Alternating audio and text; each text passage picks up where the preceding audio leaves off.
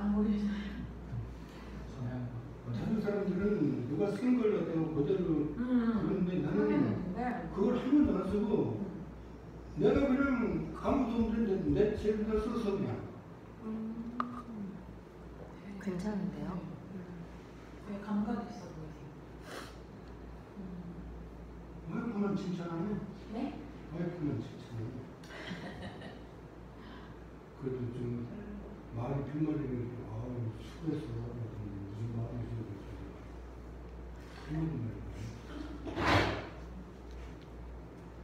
힘이 딸리니 야단칠 수도 없고.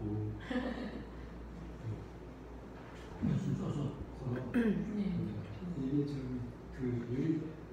여기 거울을 보면서 찍은 거예요. 근데 찍은 게 보이죠? 직접 찍으셨구나. 네. 잘하셨어요. 겨울. 네. 무슨 작품, 예술 작품 같아요. 이거 내가 안 되지. 저희 천천히 시작하죠. 네.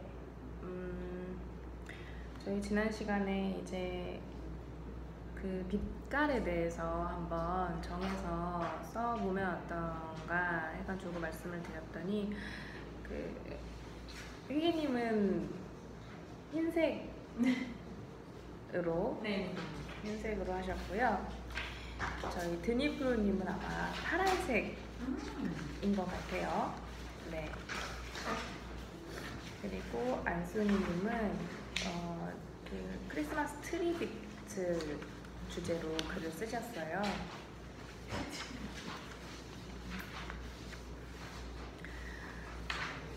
지난 수업보다 과제량이 줄어서 저희가 조금 천천히 충분히 이야기 나눌 수 있을 것 같아요.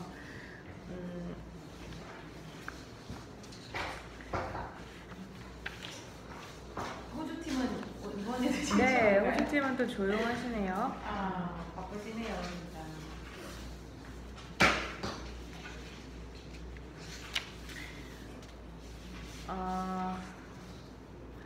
언덕 위의 파란 집부터 했으면 좋겠어요.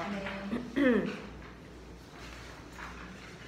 드니프로님께서 이게 지금 몇 번째 소설이시죠? 드니프로님? 네? 이게 지금 몇 번째 소설 쓰시는 거죠?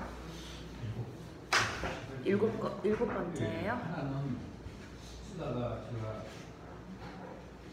못 가져왔어요. 그 내용이 그 자망해서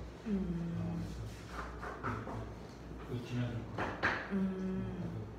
어쨌든 이제 7번 글을 쓰는데 거의 매주일 숙제를 내시면 그 숙제를 하다가 이렇게 글이 나오는데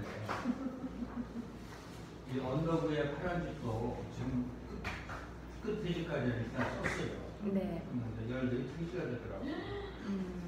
페이지가 되는데 이거는 3분의 1만 이렇게 보고요. 그 전번에 콤플렉스를 썼을 때 피디님 그러셨나?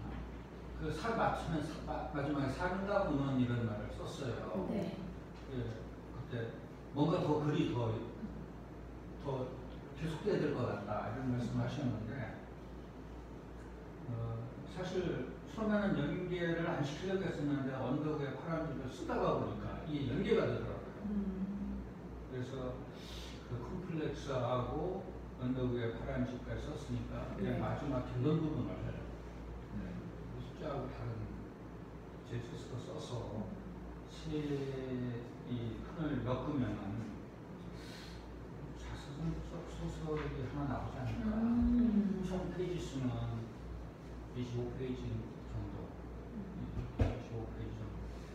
그런 생각을 하는데, 쓰긴 쓰는데, 항상 제가 글을 쓰면서 좀 느끼는 게, 뭔가 어수룩해 느껴지고, 써놓고 읽어보면, 뭔가 좀, 이게 부드럽게 연결이 되지 않고,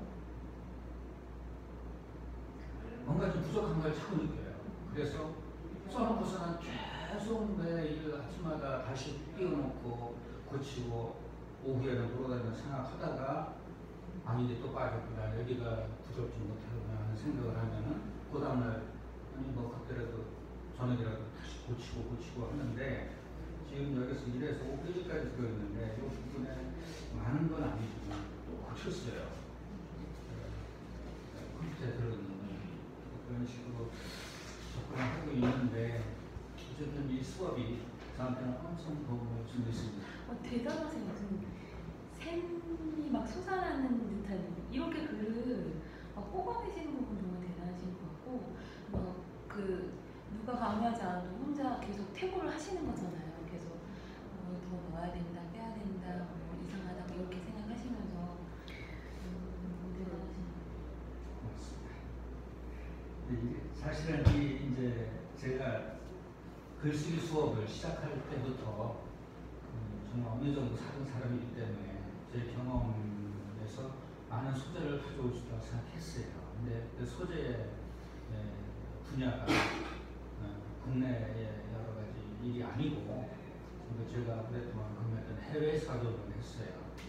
그렇게 한 이유가 국내에는 이미 많은 글 쓰는 사람들이 그냥 소재들을 흔히 활용을 했기 때문에 그 관심을 가질 수 있는 이런 소재를 저 같은 경우는 발견하기 굉장히 어려울 것이다.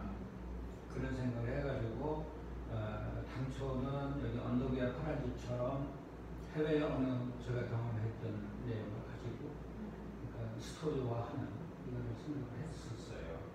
그래서 이번에 처음으로 해외 소재를 하나 가지고 시도를 했습니다. 네. 아마 계속 이렇게 글을 쓰실 수 있는 거는 경험이 많으셔서 그 경험을 녹아내실 것들이 아직도 많이 있으실 것 같은데 그게 아마도 좋은 소재가 되지 않을까 생각이 들어요. 되게 직접 경험하신 거라서 읽을 때도 그 디테일함이 느껴져서 되게 좋았거든요. 예. 네. 한번 볼까요? 언덕 위의 파란 집 드니프로. 스위트를 보러 가시지요? 자꾸 스위트 하는데 도대체 이게 뭐지? 혹시 무지 비싼 집을 보러 가자는 것인가? 월세 $500짜리 구해달라고 했는데 스위트라니? 어제 2015년 7월 23일 오후 에콰도르 과야킬에 도착한 나는 오늘 아침 출근하여 이곳에서 1년간 살 방을 구하고 있었다. 공항에 도착하면 마중 나와주고 이후 숙소를 구하는 일을 도와줄 줄 알았던 코이카 국제협력단 봉사당원은 코빼기도 내밀지 않아서 집을 구하는 일은 프로 에콰도르 직원인 에드가에 전적으로 의존하게 생겼다.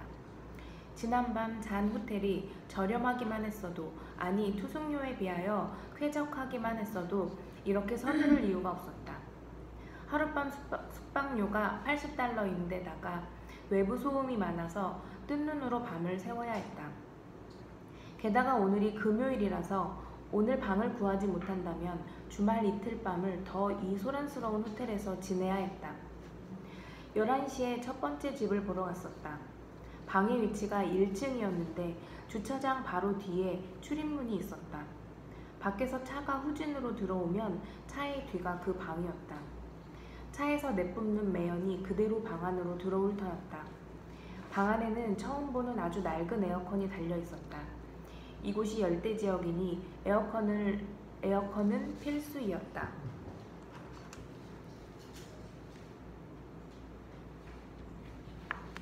이 에어컨은 기다란 큰 상자처럼 생겼는데 반은 실내에 반은 벽 밖에 나가 있었다.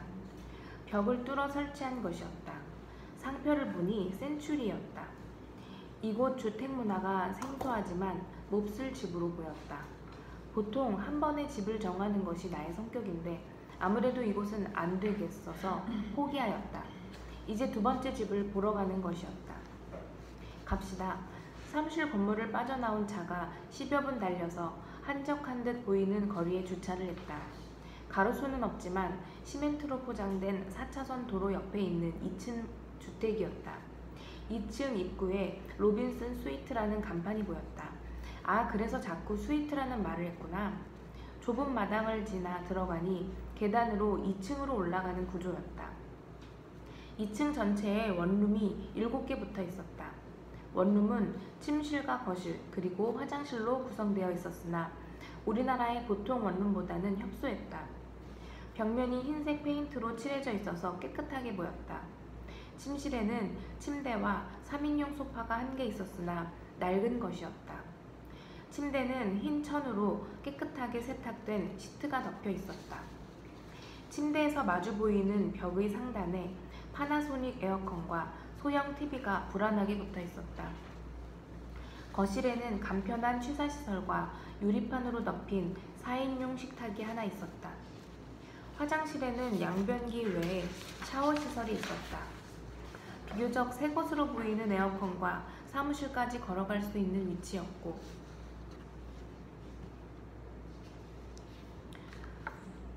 한적한 주택가 같아서 마음이 끌렸다. 이곳이 적도에서 남쪽으로 100km도 떨어지지 않은 열대지역이었고, 내가 소속한 코이카 봉사단의 내교상 해외활동 중에는 자동차를 소유를 금지하고 있기 때문에 사무실까지 걸어서 출퇴근이 가능해야 했다.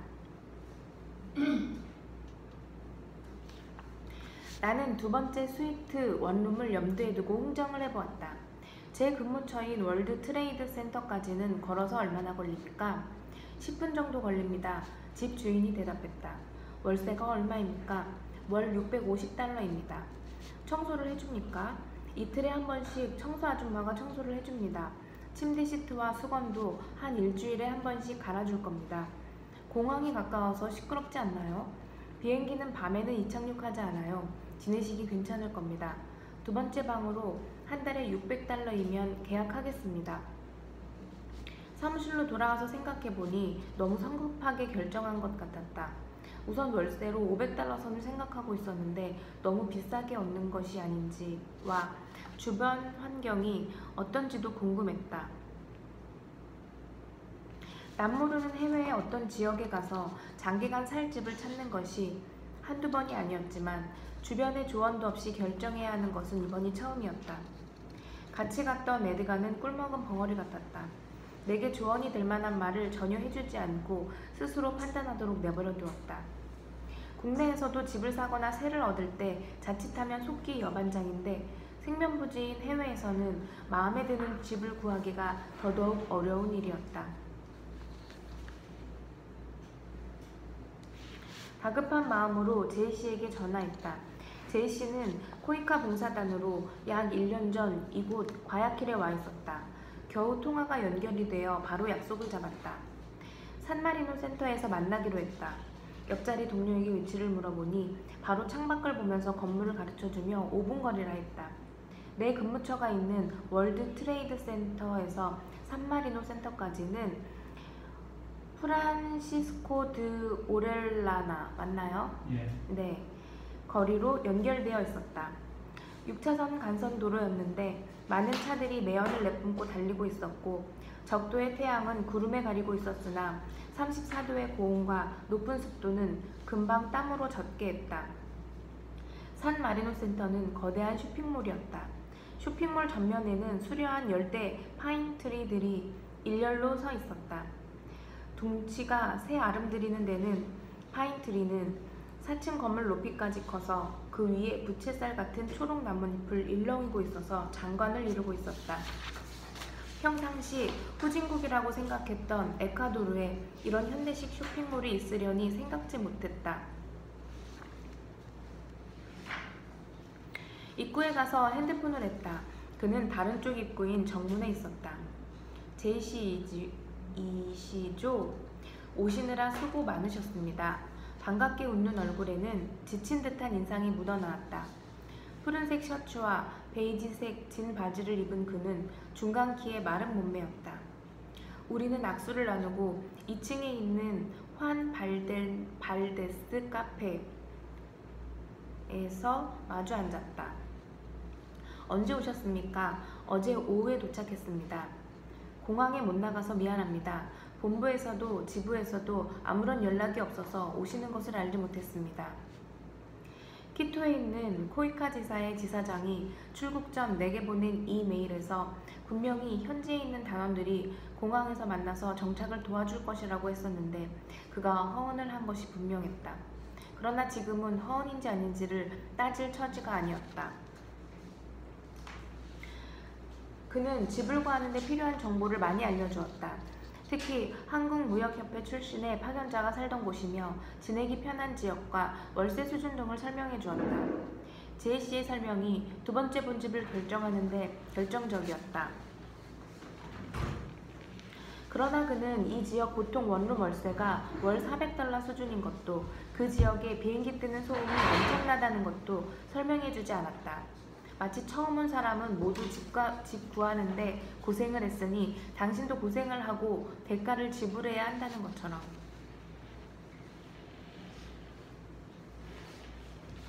퇴근 호텔에 있는데 에드가로부터 연락이 왔다.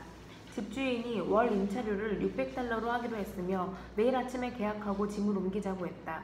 안심하고 잠을 청했으나 시차 때문에 잠을 이룰 수 없었다. 차 소리, 에어컨 실외기 소리와 옆방의 말소리가 밤새도록 나를 괴롭혔다. 다음날 ATM에 가서 현금을 인출하여 보증금과 한 달치 월세를 마련하고 집주인을 만나서 계약을 했다. 에드가는 주변 설명은 한마디도 하지 않고 옆에서 그냥 바라만 보고 있었다. 이삿짐을 정리하고 스위트에 혼자 있으니 소란스러웠다. 항공기 이륙 소음이 상상을 초월했다. 어디선가 차량 소음 크게 들렸다. 저녁이 되니 에어컨 실외기 소음이 점점 크게 들렸다.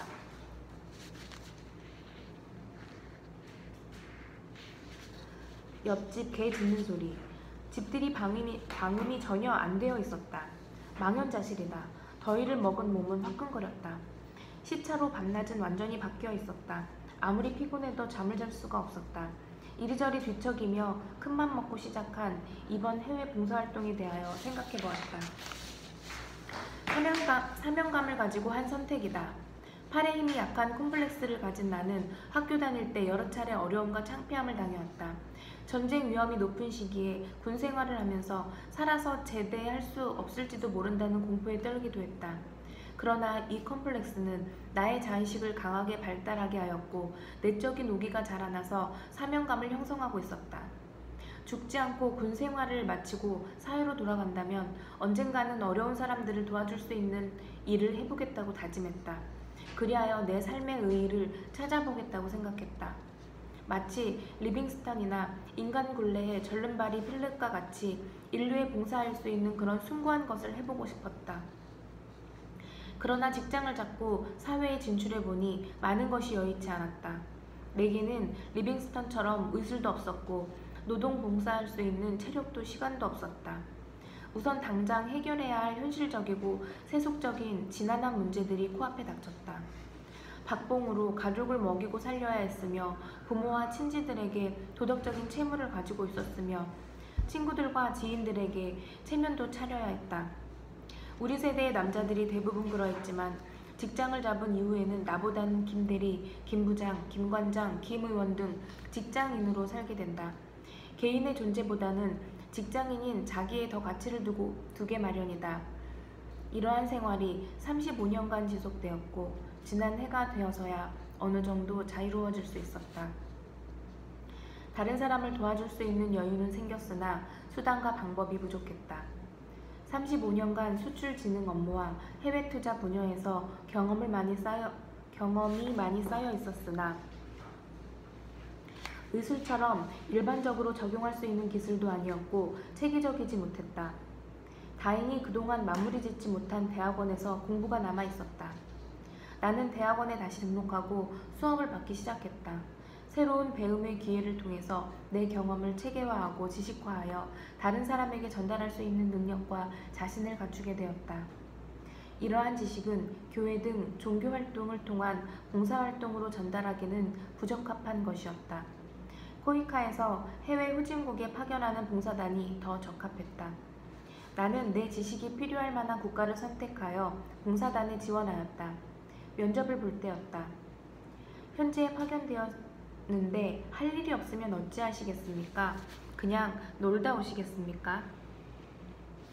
면접관은 날카롭게 물었다. 그는 아마 대답은 못하겠지 하고 기대하고 있었던 것 같았다. 현장에서 수행해야 할 업무의 개요는 이미 모집 요강에 제시되어 있었기 때문에 일이 없을 때에 대한 답변은 미리 대비하지 못했을 것으로 판단했기 때문이었다. 최근 졸업한 대학원에서 국가 경쟁력 부분을 공부하고 그것을 주제로 논문을 썼습니다. 세계은행과 같은 국제기관에서 수행하는 국가 경쟁력 평가를 입수해서 그 나라의 분야별 국제 경쟁력이 어느 정도인지 조사하고 분석해서 의사결정권자들에게 보고하여 일깨워 주겠습니다. 전문적이고 최신 분야에 대한 답변은 내가 코이카 봉사단원으로 선발되는데 일조했을 것이다. 나는 무난히 코이카 봉사단원으로 선발되어 에콰도르 과야킬까지 와서 무역진흥기관인 프로에콰도르에서 근무하게 되었다. 그동안 간직해왔던 사명을 실천할 수 있게 된 것이었다. 한국을 떠나기 전 내심 비싼 봉급을 받는 사람보다 더 열심히 해보겠다고 다짐했다.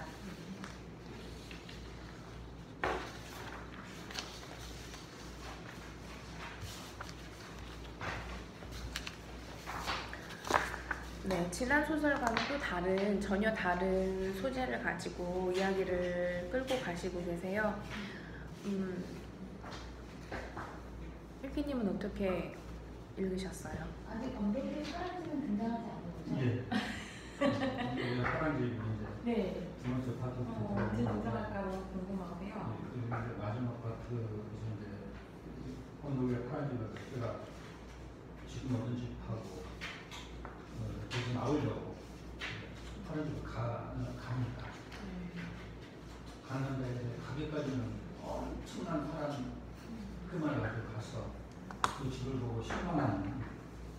그런데 그 마지막에 그 언덕 위에 파란 집을 갔는데 지금 제가 가본 게 이게 써 있어서 그대로 이제 썼는데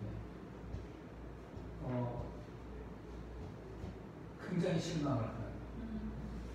실망을 하는 대목이 나와요. 그게 클라이맥스를 연구하는데 구체적으로 묘사하고 이제 실망하는 클라이맥스가 마지막 부분에 나옵니다.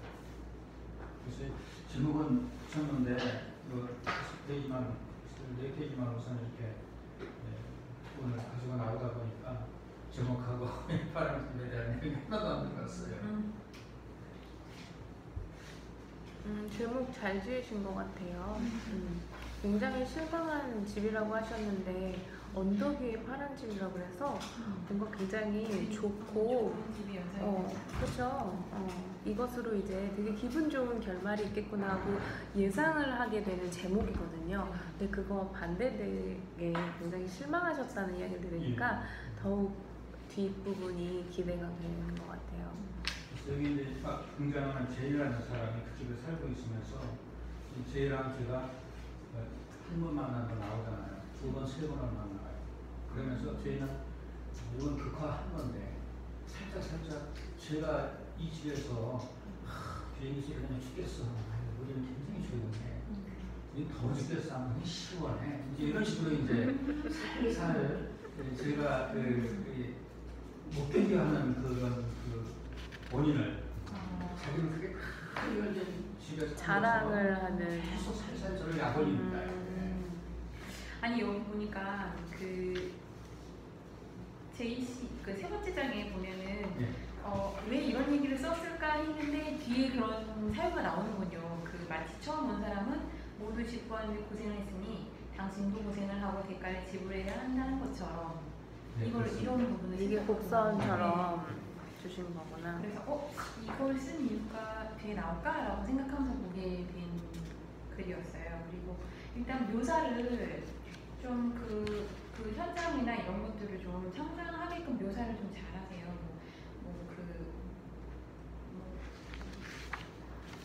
원룸인데 침실, 거실, 화장실 구성들 이런 데 자세하게 뭔가를 이렇게 열거를 해주시거든요. 막 침대와 3인용 소파가 한 개 있었으나 낡은 것이었다. 침대는 흰천으로 깨끗하게 세탁된 시트가 덮여 있었다. 이렇게 그러니까 좀 단조로울 수 있으나 이런 것들을 다 약간 글로 묘사를 해주셔서 뭔가 꾸민말은 없어도 그러니까 뭔가 이렇게 흰 시트가 덮여져 있는 침대가 이렇게 있겠네라는 그 생각을 좀 하게끔 이렇게 얘기를 진행시켜주시는 것 같고요. 좀 흥미진진하게 이 도대체 언덕 위의 파란 집을 어떤 방법을 통해서 어떻게 구할 것인가라고 읽어내려가는 가운데 여기 이제 코이카 봉사자로 지원을 해서 여기 온 그 과정에 대해서 중간에 언급을 해주세요. 그래서 거기에 막 그 자신의 상황이나 자신이 갖고 있던 생각이나 그리고 그 삶을 조금씩 이렇게 보여주시거든요. 그래서 이런 부분도 되게 좋았고요. 그래서 이제 여기 왔는데 결론이 궁금해지는 거지. 그래서 나는 이 사명감을 갖고 봉사를 하기 위해서 여기 왔는데 과연 이 필자를 마지막에는 어떤 생각으로 어떻게 여기서 이렇게 지내고 마무리를 지었을까라는 그 궁금증을 갖게끔 하는 글이었습니다. 춘호님은 어떻게 읽으셨나요? 다른 건 모르겠고요. 오늘 보니까 준비를 상당히 많이 했다는 생각이 듭니다. 평소에 이걸 가지고 글을 쓰겠다는 생각을 했던 것 같아요. 그래서 자료가 따로 있었어요? 어디 지급해봤거나 일지 같은 사실은 게. 로맨스 스위트 같은 거는 네. 오래돼서 생각이 안 날 수도 있는데 네, 맞아요.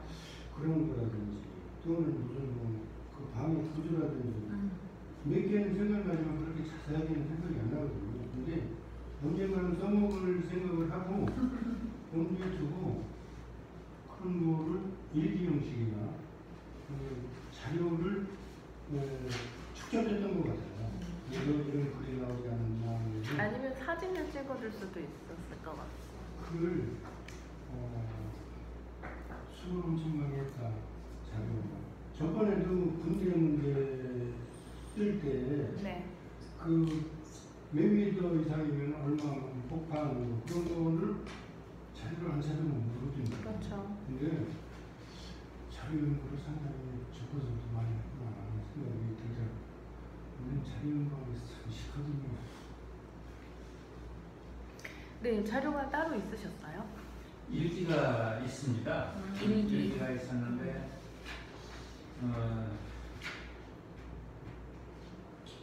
기본적인 건 일기에서 나오고요. 스토리 메이킹은 이제 다시 한 거고. 사실 이걸 쓰면서 지난주 한 주일 내내 매일 하고 있습니다. 하루에 그러면 몇 시간 정도 할애를 하고 계신 거예요? 글쓰기에? 우선 지금 말씀하시는 수원님이 말씀하시는 그 자료를 찾으면서 라이팅을 하는 시간은 한 2시간 반 정도가 지내요.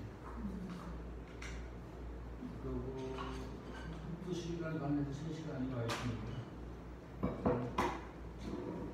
생각으로는 이거만 가지고 있는 거 갖고 이거만 써서는 제가 늘어나지 않을 것, 실력이 늘어나지 않을 것 같아서 이제 소설을 물론 코스모스도 있고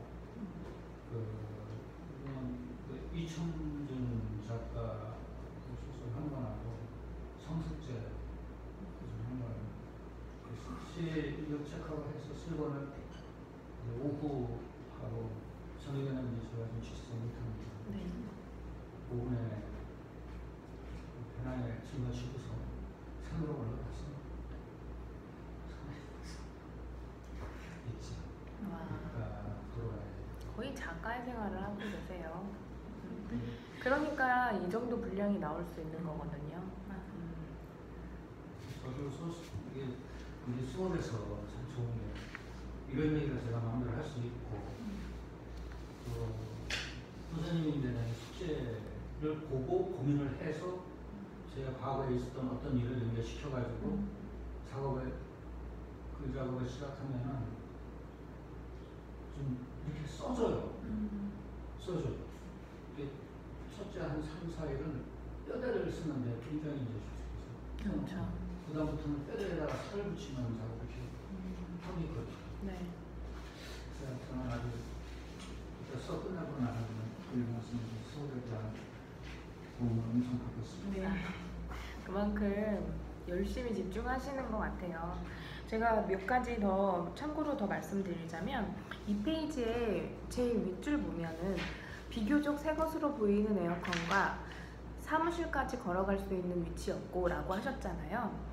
이렇게 무언가 이어가는 그 조사를 사용했었을 때는요 비슷한 내용이어야 되거든요. 지금 만약에 새 것으로 보이는 에어컨, 그러면 그 집 안에 있는 기물을 말하는 거잖아요. 2페이지 제일 첫째 줄이요. 예. 집 안에 있는 기물을 이야기했으면 그 과 뒤에 그 집 안에 있는 또 다른 기물이 나와야지 이 과로 연결했을 때, 그리고로 연결했을 때 이 사람들이 이해할 수 있는 그 폭의 수준이 안정감이 있거든요. 지금은 앞에는 기물인데 그 뒤에 과 뒤에는 사무실까지 걸어갈 수 있는 위치, 갑자기 위치에 대해서 이야기를 나와가지고요. 이게 흐름이 급격하게 변하는 것처럼 보여서 한 번에 딱 이렇게 이해할 수 없는 문장으로 보여요. 그리고 그 과와 고 뒤에는 또 다시 한적한 주택가 같아서 마음이 끌렸다라고 했잖아요. 그 한 문장에 지금 세 가지가 들어가 있는 것처럼 보이거든요. 첫 번째 문장이요. 비교적 새 것으로 보이는 에어컨이 마음에 들었다 하고 사무실까지 걸어갈 수 있는 위치여서 좋았다. 한적한 주택가 같아서 마음이 끌렸다. 이렇게 세 문장인데 이거를 과나 고로 이어서 말씀하셔서 조금 불명확하게 보이는 문장이다 라고 느껴져요. 드니프로님이 잘하시는 게 이 안에 나오는 인물들을 매력적이게 만드는 걸 굉장히 잘하시는 것 같아요. 그 도움을 줘야 될 에드가가 꿀먹은 벙어리라고 하셔가지고 이 에드가가 갑자기 너무 매력적인 거예요. 그냥 그 자신의 본분을 다 아는 평범한 에드가가 아닌 거잖아요. 왜 이 사람은 계속 꿀먹은 벙어리일지 너무 재미와 호기심을 자극하는 부분이 재밌었고요. 그 제이 씨도 그렇고 그 코이카 지사장도 그렇고 도움을 주는 게 아니고 출국 전에는 막 좋다, 잘한다, 막 괜찮을 거다 라고 해놓고 막상 그쪽으로 사람이 가니까 모르쇠로 일과를 하고 있는 것 같고, 또 제이 같은 경우는 이렇게 좀 고생을 해봐라 라고 하는 포지션, 이게 현실적이라고 느껴지는데 이런 현실의 아이러니가 너무 매력적인 거죠.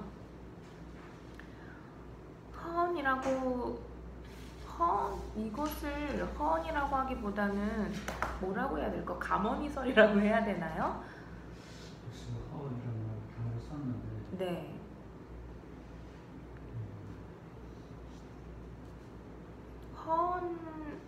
허언으로는 명확하게 이 내용이 전달이 안 되는 것 같아요. 약간 그러지 않는 현장 상황임을 알고도 막 이렇게 가이드를 열심히 이렇게 보기 좋게 말해준 건지, 아니면 진짜로 일이 잘못된 건지, 그것을 담아낼 수 있는 낱말 하나가 이 허언 대신에 들어가야 될 것 같거든요.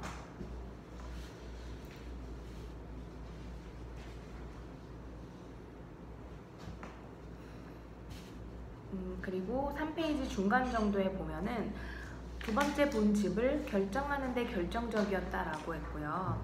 그 밑에 단락 제일 마지막에 보면은 어디선가 차량 소음이 크게 들렸다, 소음이 점점 크게 들렸다, 이렇게 반복되는 말이 있어요. 그런데 이것은 피해 주시는 게 좋거든요.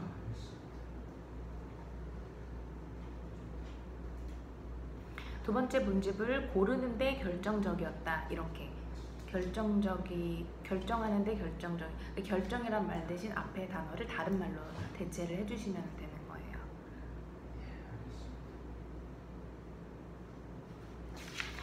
3페이지 제일 위에 이런 현대식 쇼핑몰이 있으려니 생각하지 못했다도 약간 어색하거든요. 있으려니는 있을 것을 예측하는 말이잖아요. 3페이지 제일 위에요. 뭐 남자친구가 있으려니 한 외모네 라고, 그러니까 있을 거라는 걸 예상한다는 말이거든요. 있으려니는. 근데 있으려니 뒤에 생각하지 못했다라는 말이 나오니까 이 부분이 안 맞는 거. 3페이지 제일 위에요. 어떤 말로 바꾸면 좋을까요? 쇼핑몰이 있을 거라고는? 그쵸. 있으리라고는, 뭐 있을 거라고는, 뭐 이렇게 그러니까 없을 것 같았다라고 얘기를 해야 되잖아요. 아, 이게 네네, 거기요. 하시나군요. 네. 있으려니를 다른 단어로 바꿔주시면 좋을 것 같아요. 그 조사 부분은 자꾸 읽으면서 어색하신 조사는 바꾸면 되거든요. 입말로 크게 읽으면 조사는 저희가 입말을 사용하는 대로 이렇게 편안하게 바뀌시니까 그 부분은 그렇게 하시면 될 것 같아요. 물어보고 싶었는데 첫 페이지 그 중간 단어에 이 도시 열대 지역이니 에어컨은 필수이었다라고 이렇게 쓰셨는데 이걸 이었다라고 하는 것보다 필수였다 이렇게 간단하게 표현하는 게 나은 건지 아니면 네. 그냥 이렇게 이었다라고 해도 뭐 글을 읽는데 뭐 흐름상 괜찮으면 그냥 이렇게 해도 그냥 무방한 건지 좀 그게 궁금했어요. 네, 데니프로님은 이었다로 하신 이유가 뭐죠? 그냥 나오는 대로 쓴 거예요. 이게 잘 인식을 못했어요. 스스로 파악해야 되는 거예요. 근데 어디선가 읽으니까 이렇게 그런 게 나오더라고요. 네. 짧게 해서 다 표현할 걸 단어를 들려 쓰는 경우가 많다. 그런 얘기가 어디서 읽었어요. 그래서 재밌는 거예요. 사실은 이거 문체는 문체에 대해서는 이야기하기가 좀 어려운 게요. 문체는 그 작가가 의도한 바가 있기 때문에 그 분위기를 드러내는 게 문체이기 때문에 문체 부분은 조금 건드릴 수가 없는 영역대인 것 같아요. 아니 저는 이게 궁금해서 여쭤본 거거든요. 네네. 이렇게 표현하는 거가 그냥 의도적인 건지 이렇게 표현하기 원해서 그렇게 하는 건지 네네. 아니면 그냥 의도를 하신 거군요. 약간 이렇게 약간 딱 끊는 거야. 그렇죠. 이렇게 약간 늘리는 뭐랄까요. 좀 더 머리 생각하니까.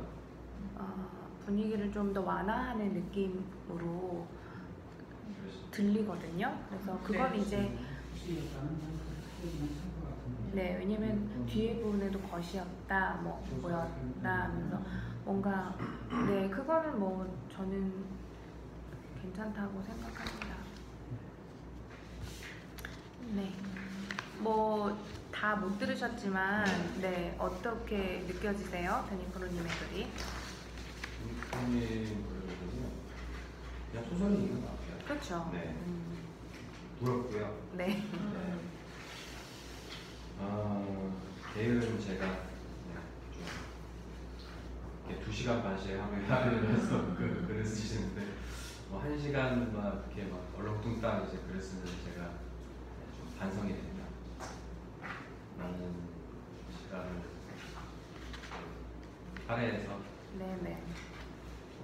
열심히 쓰도록 하겠습니다. 여기 막 반성이 마구 되는. 네. 네. 언제 나가 떨어질지 몰라. 네. 건강 관리 잘 하시면서 네, 천천히 해보시길 바래요. 휘개님 글을 한번 봤으면 좋겠는데요. 휘개님 글을 드니프로님께서 한번 읽어봐 주시겠어요? 예. 안드레 킹. 시원대에 비친 A의 눈이 동그랗다. 마르고 딱딱한 플라스틱 인형에 피어진 흰색 옷에서 눈을 떼지 못하고 감상 중이다. 만약 신에 입혀진 옷은 백화점 2층 단골 매장에서 지난번에 산 옷과 비슷한 디자인이다. 그러나 A의 눈을 사로잡는 것은 사로잡은 건 옷의 디자인이 아니었다. A의 별명은 앙드레 킹이다. A의 옷장과 행어에 걸린 옷의 대부분은 흰색이다. 모든 색을 반사하는 무채색 중에서 가장 밝은 순백색을 A는 사랑했다. 티끌 하나 없이 깨끗한 흰 옷을 보면 A의 마음은 심판자의 칼 쥔 절대자가 된 것처럼 날카로워지기도 모든 죄악을 막는 구도자의 갑옷을 입은 것처럼 든든하기도 했다. 친구들은 흰 옷만 입는 이에게 앙드레 킴이라는 별명을 지어주었다. 패션 감각을 떠나 A가 집착하는 흰 옷은 유명 패션 디자이너가 구입하는 옷 취향과 닮아 있었기 때문이다. 언제부터 A가 흰 옷을 구입했는지 친구들은 기억하지 못한다. 다만 그들의 설득과 빈정거림에서 유주부동인 A에게 더는 시간을 들여 설명하지 않겠다는 신념의 고침으로 앙드레 김을 선사했다. A는 친구들이 지은 별명을 부정하면서 인정했다. 자신이 집착하는 신복과 앙드레 김이 입는 옷은 같지 않지만 그 옷만 입고 싶어 그 옷만을 입고 싶어하는 심리 상태에는 닮았다는 것을 말했다. A는 흰 옷을 볼 때마다 두 가지 감정에 빠져들었다. 순백색의 결을 따라가면 더러운 감정과 죄책감이 섞여 자신의 삶도 구원받을 거라는 감정과 하얗게 빛나는 옷에 씻을 수 없는 오물을 던져 더럽히고 싶은 욕망이 치솟는 감정을 겪었다. 오락가락한 A의 감정은 눈에 띄는 흰 옷을 옷장에 걸고 미세한 얼룩도 깎아지 않겠다는 일념으로 뜨거운 물에 삶고 삶아 하얗고 하얀 상태를 만드는 과정을 반복하게 했다. A의 아버지는 바람둥이였다. A가 어렸을 때나 A가 사춘기였을 때나 A가 사회인이었을 때도 A의 아버지는 연애 사업에 빠졌다. A는 아버지의 흰 와이셔츠를 증오했다. 추운 날 곱은 발로 공중전화 부스 앞에서 고개를 숙이고 낯선 여자를 바꿔달라는 전화를 하는 아이의 등 뒤엔 하얀 와이셔츠 차림이 아버지가 있었다. 한겨울 산더미 같은 설거지를 하느라 빨갛게 부은 손으로 하얗고 하얀 와이셔츠를 가려 건네주는 엄마를 보며 아버지가 그 와이셔츠처럼 끗하길 바랐다. 아니 그 옷에 오물을 붙이고 버렸다가 아버지가 영영 아무데도 나갈 수 없기를 바랐다. A의 손에 들린 하얀 옷들은 A의 심판을 기다리는 미약한 존재들이었다. 더럽혀진 하얀 옷은 A의 손을 거치야만 다시 순백색으로 보인다. A는 구두처럼 흰 옷을 더 희게 만드는 일로 더럽게 느껴지는 감정을 순화했다. 시민은 욕지기와 증오를 담아 아버지의 흰 와이셔츠를 시원찮이 쳐받고 심판자가 되어 아버지를 처단하고 싶은 마음을 그리 가졌다. 그래서 A에게 흰색은 부정이었다. 절벽이며 강박이었다. 네.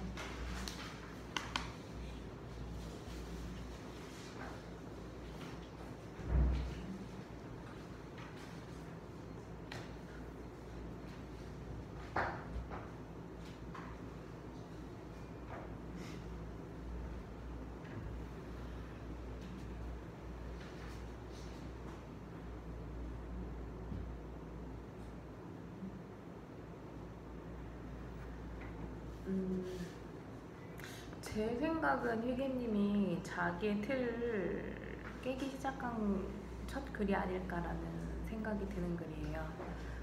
네, 글체가 달라졌고 힘이 생겼거든요. 그래서 몰입감을 가지고 아마 이 글을 쓰시지 않았을까, 네, 생각이 드는 글입니다. 네, 다른 분들 이야기 들어볼까요?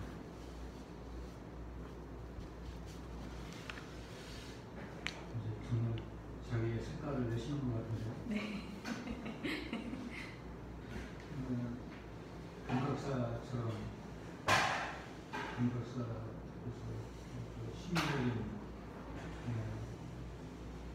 심리적인 표현을 접근하시는 것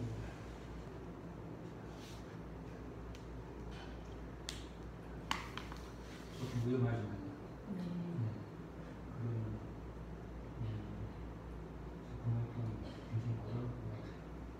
근데 어쨌든 보통 사람들이 접근하기 힘든 심리적 글을 쓰시게 들었습니다. 네, 준호님. 그리고 A가 상당히 궁금한데요. 전체적으로 역시 선제의 그 발굴을 느끼려면 매끄럽게 이어가지고 다 쓰다가 그 신세에 대해서 생각하게 된 지문화 뭐 그런 거를 담은 그 통계, 신세들도 생각하게 된 통계도 맨 끝면에 1페이지 맨 끝면에서 설명해 줬고 그 뒤에도 전부 다 매끄럽게 이어진 11년에 7군데라고 추잡했습니다. 그런데 보통 와이셔츠를 다려가지고 전해준 엄마를 보면서 우리 때는 와이셔츠 다리는 게 굉장히 어려웠거든요. 이 전기 다리미가 아니라 숯불을 올려갖고 다려주는 거라 굉장히 어렵거든요. 근데 그렇게 어렵게 다려서 보내주면은 아버지가 죽이고 싶을 텐데 그냥 가볍게 와이셔츠 좀 깨끗하게만 바르는 게 참 마음이 이뻐요. 네, 아버지가 죽이고 싶었어요. 이런 경우가 있어요. 우리 매형이 우리 집에를 결혼하기 전에 왔었어요. 근데 오는 날 와이셔츠를 벗어서 주는 거예요. 근데 누님이 어떻게든지 그 와이셔츠를 다음날 아침에 이렇게 다려서 입에 보냈거든요. 근데 그때 다리미가 숯불 다리미 있었어요. 그걸 가면 그 소식을 봤던 게 아닐까 매형이 그 생각이 들어요. 그 매형이 저번에 그 50명 제사 지내는 그 매형이거든요. 일부러 그러지는 않았죠. 매형은 우리 매형은 일부러 그랬던 것 같아요. 소식을 몰라요. 네. 제가 또 중간에 껴드렸는데 안선생님 사례를 네네네. 대신 말씀해 주셔도 될 것 같아요. 여기 첫 페이지 마지막 면에서 두 가지를 말씀드리고 싶은데 여기 아버지는 바람둥이였다 이렇게 설명을 시작했잖아요. 네. 여기가 이제 찬스거든요. 그 아버지에 대해서 좀 더 쓰는 거예요. 그럼 볼륨 확 늘어나죠. 아버지에 대한 얘기를 창작을 해서 아버지가 저질른 일의 어떤 부분을 여기다가 설명하기 시작하면 선생님인 거죠. 여기는 이제 두 번째 문장에서 어렸을 때나 사춘기 있으면 회사에 바꿨다 이렇게 한 문장 딱 뭉뚱그리지 말고 이제 피해는 영혼이 되었다. 그래서 그 현장 그 내용을 감지해가는 아버지의 그 바람 피는 그 모습을 감지해가는 모습을 쓰면은 이게 문제가 재미났을 것 같고, 그리고 이제 그 위원회 두 번째 지적은 추운 날 곱은 발로 공중전화 부스 앞에서 고개를 숙이고 낯선 여자를 받고 달라고 하면 전화를 하는 아이의 등 뒤에는 하얀 라이트 사진을 가지고 있었다. 이건 두 문장, 세 문장으로 이렇게 해서 그 의미가 이게 조금 애매한 걸 갖다가 좀 분명히 해줬으면 좋겠는데 이게 어떤 수상적인 표현을 하시는 분인가도 이해가 조금 잘 안 되는. 네. 제가 이걸 쓰면서 뒤에 연결시켜서 좀 더 써볼까라고 생각이 드는 최초의 글이거든요. 그래서 이 뒤는 A의 직업은 무엇이었다라고 연결을 지어서 좀 더 그 상황에 맞게 그 얘기를 좀 더 길게 좀 늘어가면 어떨까 그 생각을 했던 글이에요. 그래서 그 뒤에 이제 프로님이 말씀해 주시는 그 부분, 좀 더 아버지에 대한 얘기, 그리고 또 A가 살아온 얘기, 뭐 이런 것들을 좀 추가해서 더 붙이면은 어떨까, 뭐 이런 생각도 했거든요. A의 직업은 그 가정법률사무소의 사무장이었다, 혹은 뭐 가정법률 담당 변호사였다, 뭐 이런 쪽으로 막 좀 더 끌어가면 어떨까 이런 생각을 좀 했었거든요. 맞아요. 글의 갈래를 정해놓지 않고 쓰기 시작했기 때문에 읽는 사람들이 이게 무슨 이야기를 하려고 하는 거지? 라고 미궁 속에 빠질 수 있는 글이에요. 네. 메시지가 드러나긴 하지만 뭔가 굉장히 심리적으로 내밀한 농도의 글을 썼음에도 불구하고 좀 많이 아쉽다라고 느껴지거든요. 그래서 다음부터는 글을 쓰실 때 글의 갈래를 정하고 수필인지 신지 칼럼인지 소설인지 이것을 좀 정하고 쓰셔서 그 형식에 맞는 글을 쓰는 연습도 하셔야 되거든요. 그렇게 계속 어떤 숙제가 정해질 때마다 기분에 동해서 시작하고 끝내면 글이 잘 안 늘어요. 그러니까 형식에 맞춰서 좀 마무리하려고 힘을 조금 내셔도 될 만큼 지금 에너지가 보입니다. 네. 음악사에 보면 그 말더듬이 많은 사람이 학교 생활에서 느끼는 게 뭐냐면 자기를 그렇게 말더듬이에 말을 못하고 하니까 굉장히 내밀하는 거죠.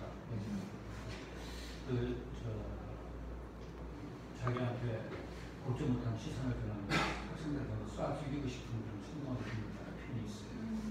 그러니까 비슷한 편이 나왔어요. 그거를 제가 배워가지고 컴플렉스에서도 수정할 때 그런 처음에 제가 중학교 때 그런 게 나오잖아요. 중학교 때 누구랑 싸우고 뭐 그러면 그 이후에 이제 어린 마음에 느껴서 막 컴플렉스를 느꼈으니까 누군가 다 쏴주고 싶은 그런 마음을 느꼈다는 말을 추후에 넣었어요. 거기다. 여기서 마찬가지 같은 거고. 우리가 그런 충동이나 이런 그 마음 속에서 느끼는 것들이 그런 것들이 잘 표현만 하면 아주 좋은 글감이 되는데 잘 쓰셨어요.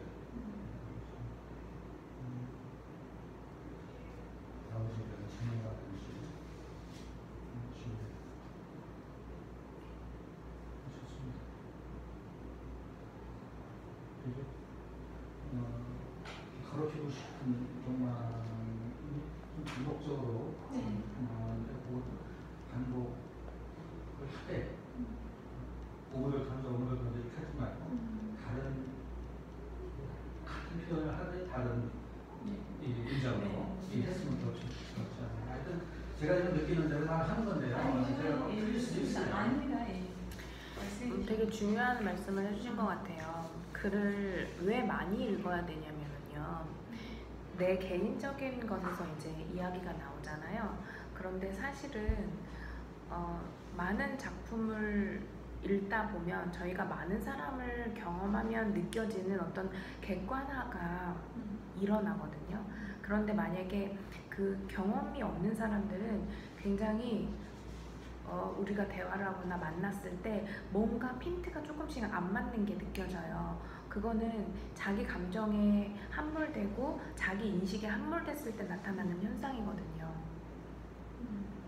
그래서 이러한 강도의 충격적인 사건이나 아픔을 다른 사람들은 다른 작품에서는 어떠한 강도로 드러냈고 어떠한 아픔으로 느끼는지에 대한 공감을 스스로에게 만들 필요가 있다고 저는 생각이 들어요. 어린아이 때 겪었던 아픔일수록 그것을 축소화시키는 경향이 있거든요. 하지만 그거는 드러내는 것을 축소화시킨 것 뿐이지 말로 표현하지 못한 고통은 인간 모두에게 동일할 것이라고 생각이 들어요. 그런 입장에서 봤을 때 휘개님은 안에서 골마있는 상처가 훨씬 크고 그것이 본인의 삶을 옥죄고 있을 가능성이 더 짙다라는 거죠. 문학을 하는 이유는 그것들이 드러났을 때 카타르시스를 느끼기 때문에 저희가 살인 대신 글을 쓰는 거거든요. 이러한 것으로 조금 더 확대시켜서 자신의 아픔의 강도가 다른 작품, 다른 작가들한테서는 어떠한 말로 직접적으로 드러내고 은유적으로 드러내고 있는지 그 강도를 한번 느껴보시길 바래요. 그러면서 왜 나는 이렇게 작은 목소리로 말하고 있는가. 선생님 얘기를 듣고 제가 계속 좀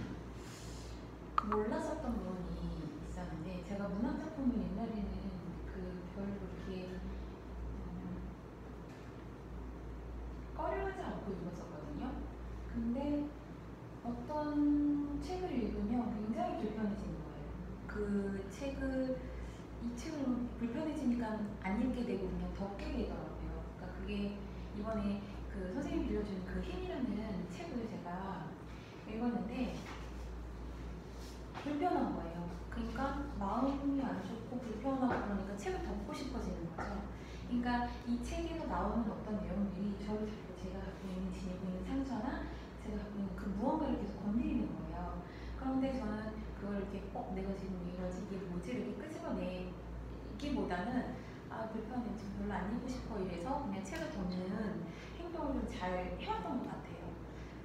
그래서 왜 불편하지? 왜 이게 나한테 지금 뭔가를 이렇게 자꾸 전달해 주려고 하지? 그런 생각을 이번에 좀 하게 됐거든요. 근데 일상에서도 제가 갖고 있는 어떤 뭐 대인프로님이 말씀하시는 컴플렉스나 아니면 깊은 상처나 이런 것들 건드는 것들 분명히 존재하거든요. 근데 그런 것들은 그냥 순간이고 찰나에 지나가는 부분들이 꽤 있지만 이 책을 들고 책을 읽는다는 자체는 그걸 계속 그 기분을 유지시키고 느껴야 된다는 거거든요. 그래서 덮는 행위로 여기서 벗어나야겠다는 생각을 많이 했던 것 같아요. 그래서 그 읽으면서 이게 지금 내가 이 부분을 내가 되게 굉장히 불편해하는 그 영상이 떠오르고 그래서 그래서 내가 힘들었구나라는 걸 이번에 좀 저 힘을 읽으면서 느꼈거든요. 그런 부분들이 있더라고요. 좀 더 이렇게 잘 끄집어내고 싶고 잘 표현하고 싶은데 아직은 그런 정도의 그 어떤 뭐라 그러죠? 그 성장? 성숙도 이런 게 좀 제가 덜한 것 같아요. 그래서 좀 더 시간이 걸리지 않을까 싶어요. 맞아요. 네. 그래서 용기가 필요한 일이죠. 네. 네. 천천히 네. 네. 호흡 닿는 데까지 쓰시면 네. 될 것 같습니다. 안소니님의 크리스마스 트리 우리 일기님께서 한번 읽어주시겠어요? 네. 크리스마스 트리 안수. 벌써 12월이다. 12월에는 크리스마스가 있다. 우리 집에는 17년째 설치하는 트리가 있다. 설치는 했지만 평소에는 거의 보이지 않다가 콘센트에 스위치를 켜는 순간 전구의 빛이 들어오면 자신의 모습을 뽐내는 트리로 변신을 한다. 반짝반짝 전구에서 빛이 나온다. 마치 살아있는 듯한 착각에 빠진다.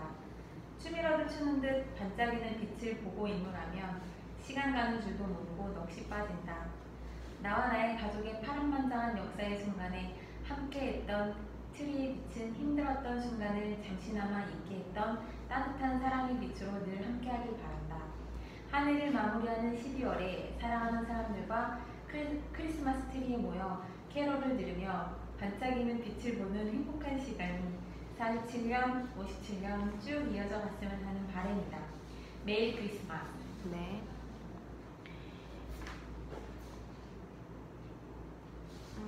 희계님은 또 웃으면서 읽으시는데 왜요? 좋아요? 네. 아니 그러니까 그 안소리님 감성이 저랑 좀 비슷한 부분이 있거든요. 네. 이 반짝이는 트리와 막 가족의 그 따뜻한 그 사랑의 빛이 이렇게 감도는 가족의 모습. 그래서 막 그 앞에서 함께 행복해하고 웃으면서 한 해를 마무리하고 또 새해를 기약하는 이런 네. 모습들. 이런 것들 막 연상하게 해주시는 거. 네. 다른 분들 뭐 이야기하고 싶으신 거 있으면 자유롭게 해주셔도 돼요. 우선은 안소니님은 아마 듣지 못했을 거예요, 설명을. 저희가 이제 아래 한글로 작업을 했을 때 밑에 빨간 줄이 그어지면은요, 그거는 뭔가 맞춤법상 잘못됐다는 뜻이거든요. 그럼 그거를 교정을 하셔야 돼요. 지금 띄어쓰기가 굉장히 많이 안 돼 있어가지고 네, 빨간 줄이 나오면 띄어쓰기를 하면서 그걸 한번 빨간 줄을 없애는 작업을 한번 더 해보시고요. 설마 뭐 1분 안에 치고 그러신 건 아니죠? 이것도 세 번째 그림이죠. 네. 그리고 그 밑에서 5번째 줄에 나와 나의 여기서 이제 의로 연결 지어진 문장 하나가 나오는데요. 의라는 표현은 만약에 빼도 상관없으면 빼도 되거든요.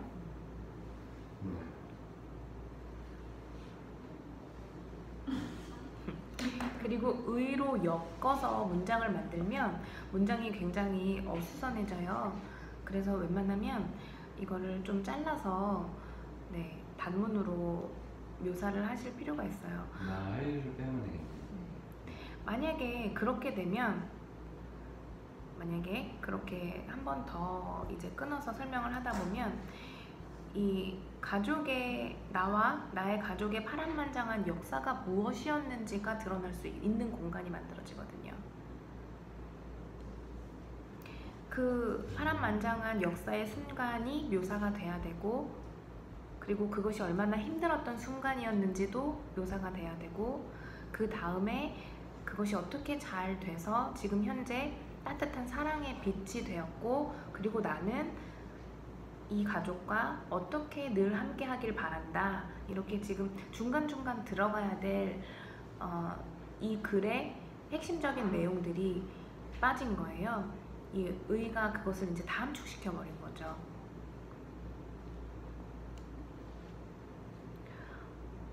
처음 글을 쓰시는 거라서 아마 호흡이 굉장히 짧으실 거예요. 여러분들도 처음에 글을 쓰셨을 때는 굉장히 호흡이 어려웠다는 거를 기억하실 거예요. 그래서 안소니님이 이렇게 차근차근히 하나하나 배워나가시는 것을 좀 격려해 주시기를 바래요. 네. 드니프로님 해주실 말씀 있으세요? 네, 그 마지막 글에서 47년, 57년 이렇게 쓰셨는데 여기는 47년이나 57년이 특별한 그런 건 없습니다. 그냥 이렇게 쓰신 거예요? 네. 지금 17년째 됐으니까 네, 40년 더 이어가는 아, 네. 그 평균 수명을 생각해보니까 그 정도 재밌을 것 같아서.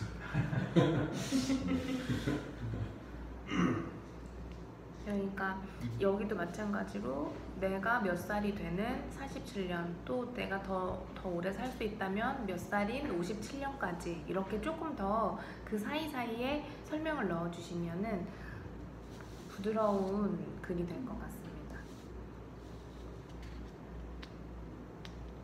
네, 춘호님.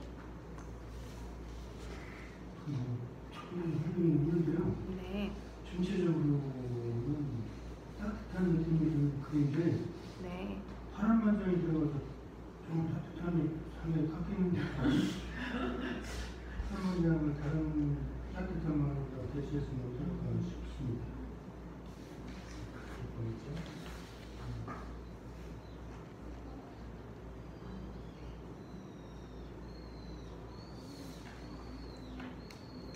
정말 그런 그 자체가 그냥 크리스마스 트리 반짝반짝하듯 그리고 우러한 분위기, 파란만장한 역사라는 어마어마한 대화소설에서만 나올 만한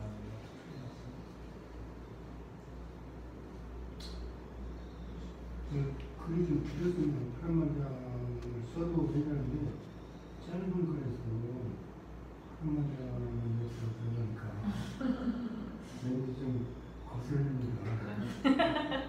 역경 정도에서는 이렇게 되죠. 역경도 비슷하죠. 파란만장하고. 안 따뜻해요. 네. 그러니까 뭔가 이렇게 단어 하나로 함축시켜 버리면 이런 일이 벌어지죠. 본인이 느끼기에는 굉장히 어렵고 힘든 시간이었었던 거죠. 그런데 그걸 하나로 응축시켜 버리려니까 이렇게 크리스마스 트리 빛과는 너무 크게 상반되는 어떤 표현이 들어가서 그것이 이제 글의 흐름을 방해하는 요인이 되지 않나라고 생각이 듭니다. 자꾸 쓰다 보시면 감각이 이제 만들어질 거라고 예측이 돼요.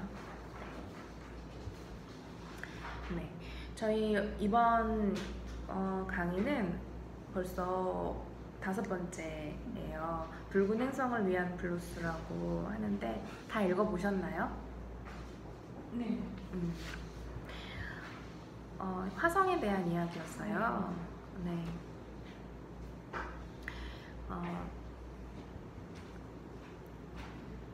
페이지 219쪽에 보면은 이런 이야기가 나오더라고요. 그 화성에 생명이 존재한다 하지 않는다라고 사람들이 이제 싸움을 벌였을 때, 논쟁을 벌였을 때 누구나 서로 모순되는 두 가지 가능성을 함께 보듬어 안고 살아야 하는 부담에서 벗어나고 싶은 것이다 라고 작가가 이야기해요. 그래서 아마 계속 자기 주장을 도가 지나치도록 하는 것 아니겠느냐 라고 질문을 던졌어요. 이 이야기는 뭔가 의미가 상반되는 되게 혼란스럽고 모순된 어떠한 그 상황을 지닌 채 살아간다는 것이 인간에게는 어려운 일 아니겠느냐라고 묻는 거거든요.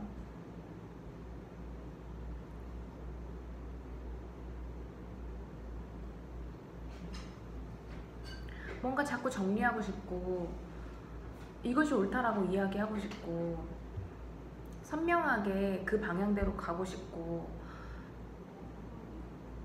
이래야 이 삶에 대한 무게감 좀 줄 것 같은데 그것을 하지 못하는 것이 반대 주장이거든요. 그러니까 이렇게 불편함을 드러내고 사람들이 격하게 자기 이야기를 주장하려고 하는 것 같습니다.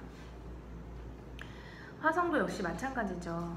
지구인으로서 희망할 수 있는 공간, 그리고 지구에서 사는 것, 그 두려움을 투사할 수 있는 공간으로 둔갑했다라고 이야기하고 있거든요. 저희는 어쩌면 그러한 희망과 두려움을 대체할 수 있는 내 안에서도 그런 공간을 지금 찾아 헤매고 있는 거 아닌가라는 생각이 들었어요. 하버트 조지 웰스가 1897년 우주전쟁이라고 하는 소설에서 화성이라는 이야기를 처음 했는데요. 그 후에 퍼시벌 로웰은 뭐 조선에서 일한 경험도 있는 분이더라고요. 그분이 이제 굉장히 부유해서 천문대까지 설립하면서 화성을 계속 관측하면서 운하가 있을 것이다 라고, 난 운하를 보았다고 운하 지도를 그리셨단 말이에요. 그런데 엘프리드 러셀 월리스라는 분은 84세에 지금의 화성을 정확하게 분석을 하시면서 아니다, 그런 게 없다 라고 이야기하셨어요. 그 로웰이라는 분이 왜 화성에서 운하를 봤다라고 이야기했냐면 그 1869년부터 1914년까지 큰 운하들이 지구 안에 건설되었는데요. 수에즈, 코린트, 파나마 운하가 건설되면서 아마 그것이 영향을 주지 않았을까라고 예측을 하고 있습니다.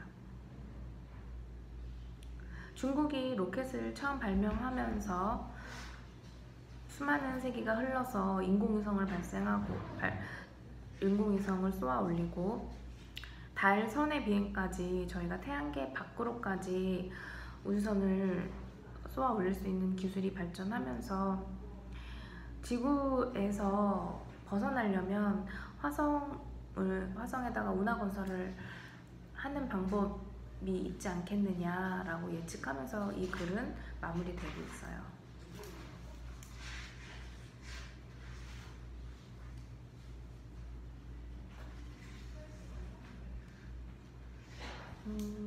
사회와 논쟁은 저희가 살아가면서 빼놓을 수 없는 영역인 것 같아요. 목자도 그랬고 이라크의 바스라에 있었던 이브n 하이삼이라는 이슬람 천문학자도 그랬고요. 저희가 과학적 사고 방법을 하지 않고 살아가면 이 앞에서 들으셨던 대로 그 무지하고 목매한 상태, 감각을 믿으려는 충동에 빠진 상태로 살아가거든요. 그래서 진리를 추구하고 의문을 갖고 비판하고 논증하고, 사람은 불완전한 존재이기 때문에 계속 의심하고 의문을 갖는다는 것, 그것이 부주의하게 편견을 방지하는 길이다 라고 이야기를 하고 있습니다. 자기 스스로에게도 그걸 끊임없이 해야 된다는 거죠. 왜냐면 감각을 믿으려고 하니까. 눈에 보이는 게 다가 아니잖아요. 네. 윌리엄 허셜이 적외선을 발명한 것도 당연시하는 것에 대한 의문을 품어갔기 때문에 발견을 할 수 있었던 거죠. 그리고 11살에 고아가 된 그 왕실 거울 제조장으로 살았던 요제프 브라운호퍼도 끊임없이 연구를 통해서 빛에 기록된 수직의 검은 선을 발견하게 됐고, 그 빛 안에 있는 그 검은 선이 세상에 대한 모든 정보를 얻도록, 게다가 천체 물리학까지 뻗어나갈 수 있도록 만들어줬던 결정적인 연구 결과를 말하는 거거든요. 그걸 통해서 스타스토프라고 인간과 별이 같은 성분으로 구성되어 있다는 것까지 발견이 되었거든요. 수소, 탄소, 산소, 화학, 질소, 인. 그래서 우리는 별에서 왔다라고 이야기를 합니다. 세상에 대한 모든 정보를 빛으로부터 얻는다라고 했는데요. 빛은 자신을 노출시키는 것을 두려워하지 않는 것, 그러니까 노출하기라고 하는 명제를 가지고 있습니다. 커뮤니케이션이라는 빛의 역할에 대해서 이야기를 하고 있는데요. 우리 인간은 빛을 신, 계몽, 계시, 거룩, 선, 정의, 창조, 질서 이렇게 우리에게 무언가 제시하는 좋은 것은 다 빛이라고 표현을 하고 있거든요. 올바른 방향으로 가는 것, 그것을 빛이라고 이야기를 한다면, 자신의 실수를 감추려 하고 두려움에 빠지는 것, 자신만의 성을 쌓는 것, 이것은 올바르지 않은 방향이라고 이야기할 수 있겠죠. 중간에 실수하는 과정을 토대로 저희는 모두 다 드러내면서 자신의 올바른 방향을 계속 구축해 나가야 될 거라고 생각을 합니다. 저희의 몸 또한 구성 원자를 살펴보면 그냥 텅 빈 진공이라고 해요. 저희 몸은. 그런데 저희가 빛을 반사하고 있기 때문에 그냥 빛이 우리에게 주는 인상으로 우리가 지금 타인을 인식하고 내 몸을 인식하고 있는 거거든요. 그럼 실체는 어떻게 할 수 있을까요? 진짜 모든 것의 실체는 무엇을 통해서 알 수 있을까요? 그것은 끊임없는 관찰을 통해서 이루어진다고 합니다.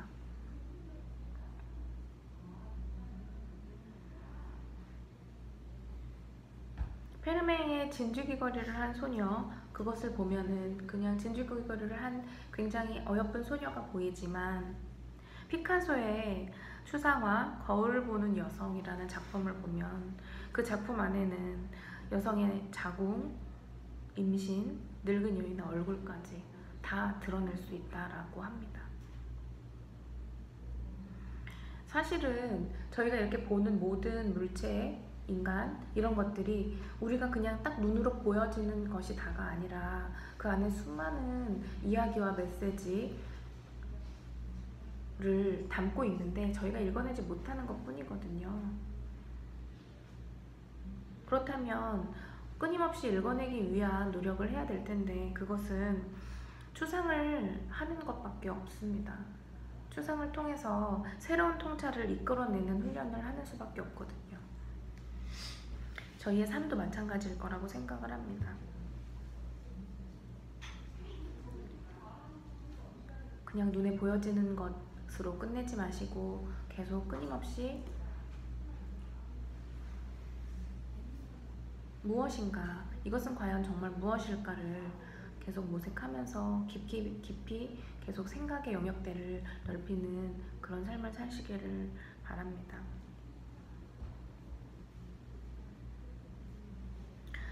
그래서 이번 과제 주제는 한 가지 물체를 정해서 보여지는 것 너머까지 한번 써보기라는 주제를 내드리려고 합니다.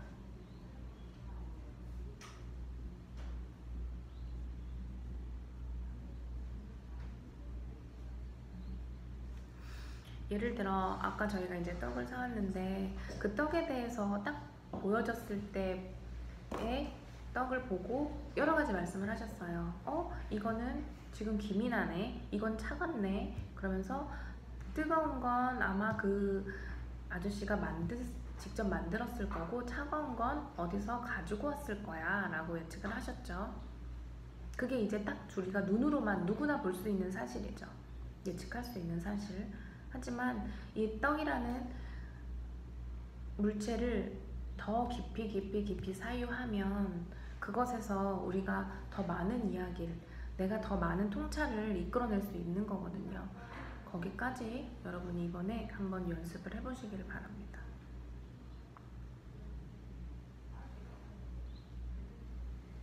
글은 그렇게 아까 드니프로님께서 국내에서는 내가 그렇게 다른 작품에 비해서 독특한 이야기를 할 수 없을 것 같다. 그래서 해외 이야기를 했다라고 하셨는데 사실은 똑같은 글은 없다라는 게 맞거든요. 떡에 대한 이야기를 해도 내가 하는 떡 이야기는 나만이 할 수 있는 이야기일 거거든요. 그렇게 글은 개인적이고 독창적인 시선으로 세분화되어질 필요가 있거든요. 그래서 이 세상에 없는 떡의 이야기를 할 수 있어야 그것이 진짜 세상을 읽어나가는 자세이지 않을까라고 생각이 듭니다.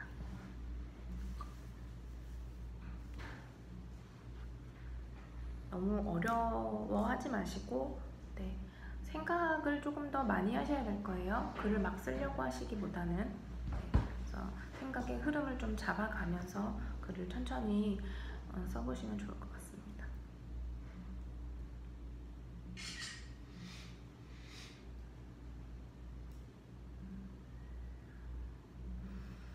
네, 그 베네옷이라는 한강 작가의 흰이라는 그 에세이집이라고 해야 될까요?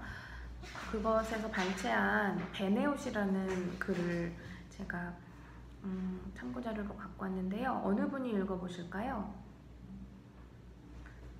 제가요. 네. 베네오.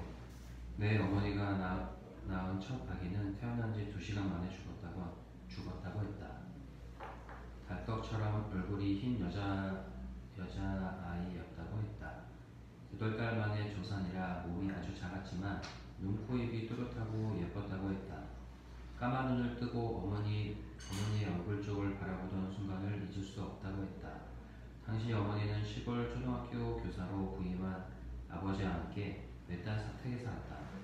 산딸이 많이 남아 준비가 전혀 없었는데 오전에 갑자기 양수가 터졌다. 아무도 주변에 없었다. 마을의 핸드폰인 전화기는 20분 거리의 정류장 앞 전방에 있었다. 아버지가 퇴근하려면 아직 6시간도 더 남았다. 막 서리가 내린 초겨울이었다. 23살의 엄마는 엉금엉금 부엌으로 기어가 어디선가 들은 대로 물을 끓이고 가위를 소독했다. 반지꼬리 상자를 뒤져보니 작은 베네옷 하나를 만들 만한 흰 천이 있었다.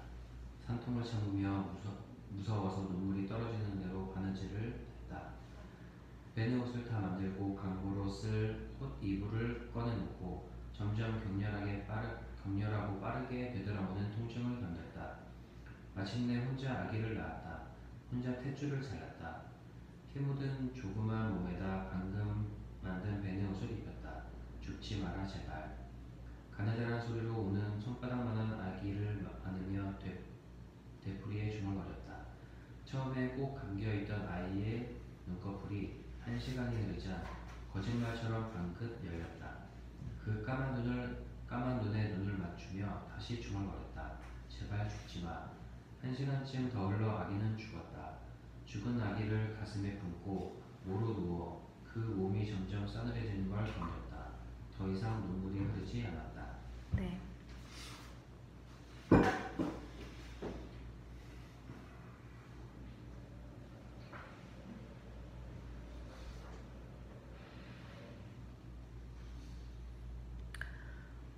예전에는 신생아들이 많이 죽었어요. 많이 죽었죠. 그래서 특히 우리가 이제 외교 전후에서 이렇게 태어난 사람들은 네, 호적을 이렇게 했어요. 맞아요. 내가 죽은 거 살 것만을 봐서 네, 살겠으면 호적을 하니까 네, 한두 살을 죽는 분이 많아요. 네. 그래서 자기 생일이 정확히 언제인지 모르는 사람도 있다고 하더라고요. 이때는 병원도 이렇게 산부인과가 없어서 산부인과라는 거는 산파. 그쵸, 그때는 산파도 없어서 저기 친정어머니가 산파를 하죠.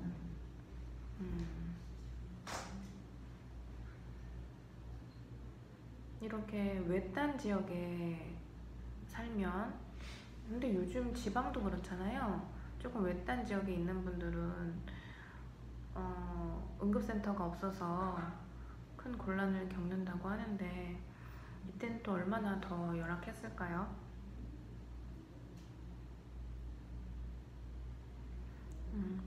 어떻게 읽으셨나요?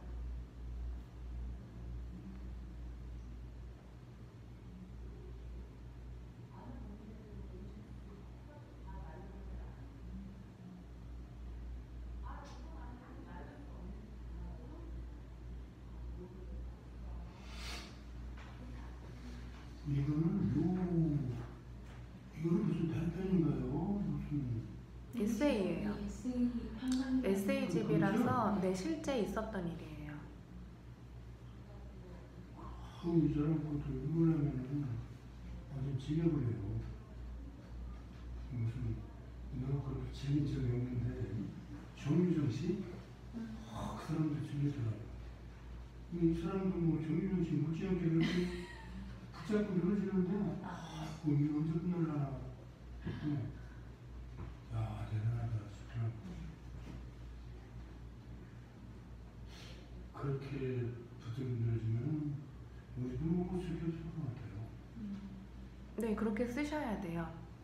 아무튼 그렇게 치열하지 못해. 네, 그렇게 붙들고 늘어져서 쓰셔야 작품성으로 인정을 크게 받죠. 네. 미세하게 그 사이에 숨겨진 이야기들을 찾아내는 작업을 잘하는 작가들이 이제 좋은 작품을 쓴 작가로 명성을 얻게 되는 것 같아요.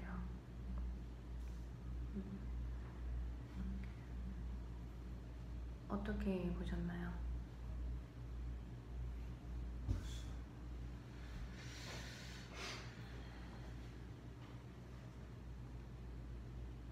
좀 슬프네요.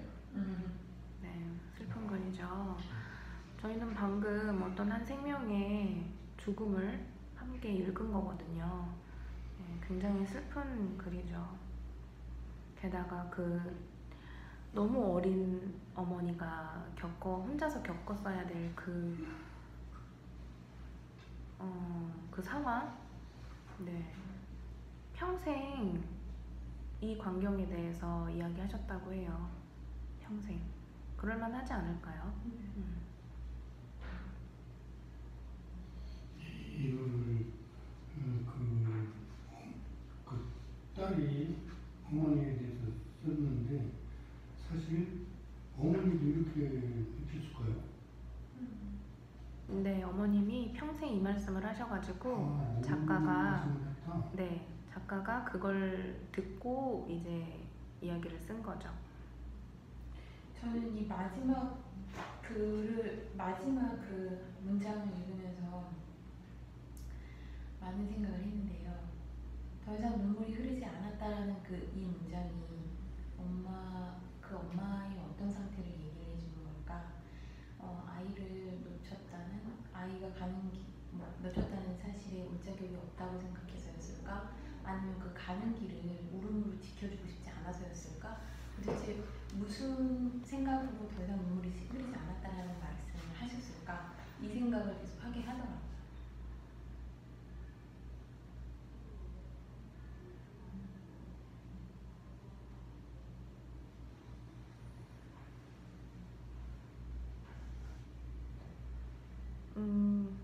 저는 죽은 사람을 본 적이 없어요, 아직까지. 네, 저도요. 게다가 몸이 점점 싸늘해지는 계속 체온이 견디면서. 그 영상으로 본 적이 있는데 실제로는 접해본 적이 없거든요. 그래서 언제나 봤던 나랑 가까이 있던 사람의 몸에서 생명이 사라져 간다는 걸 지켜본다는 게 어떤 느낌일지 지금으로서는 상상도 할 수 없는데요. 아이를 낳는다는 게 이런 큰 일인 것처럼 다가와서 눈물조차 흘릴 수 없는 앞으로 내가 아이를 낳는다는 행동이 이제 눈물조차 흘릴 수 없는 어떤 상태가 된다라는 생각을 했을까요? 저는 여러 가지 생각이 들어요. 그러니까 이 견디는 그 상황도 그렇고 눈물을 흘릴 수 없다는 상황도 그렇고 그게 과연 무엇일까 이런 생각을 계속 하게 됩니다. 혹시 다른 되게 가까운 사람의 죽음을 경험해 보신 분들 있으세요?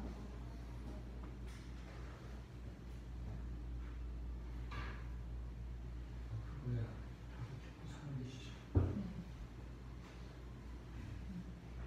우리 드림프로랑 같이 모이는 친구가 있거든요. 네. 근데 지금 그 암으로도 상태가 안 좋아요. 근데 저번에 그 우리 옛날에 같이 찍었던 사진을 가져와가지고 네. 이거 너희들 가져라고 주는데 저 지금 무슨 정리를 하려고 그러나 손에 마음에 안 들더라고요. 근데 지금 이 얘기 같은 경우에 우리도 이제 우리가 육남매인데 지금 원래 5살 하는 애예요. 저녁에 죽어가지고 육남매인데 어머님이 늘 말씀하시기를 걔네들 정말 똑똑했다, 사정이 있었다 그런 얘기를 하셨거든요.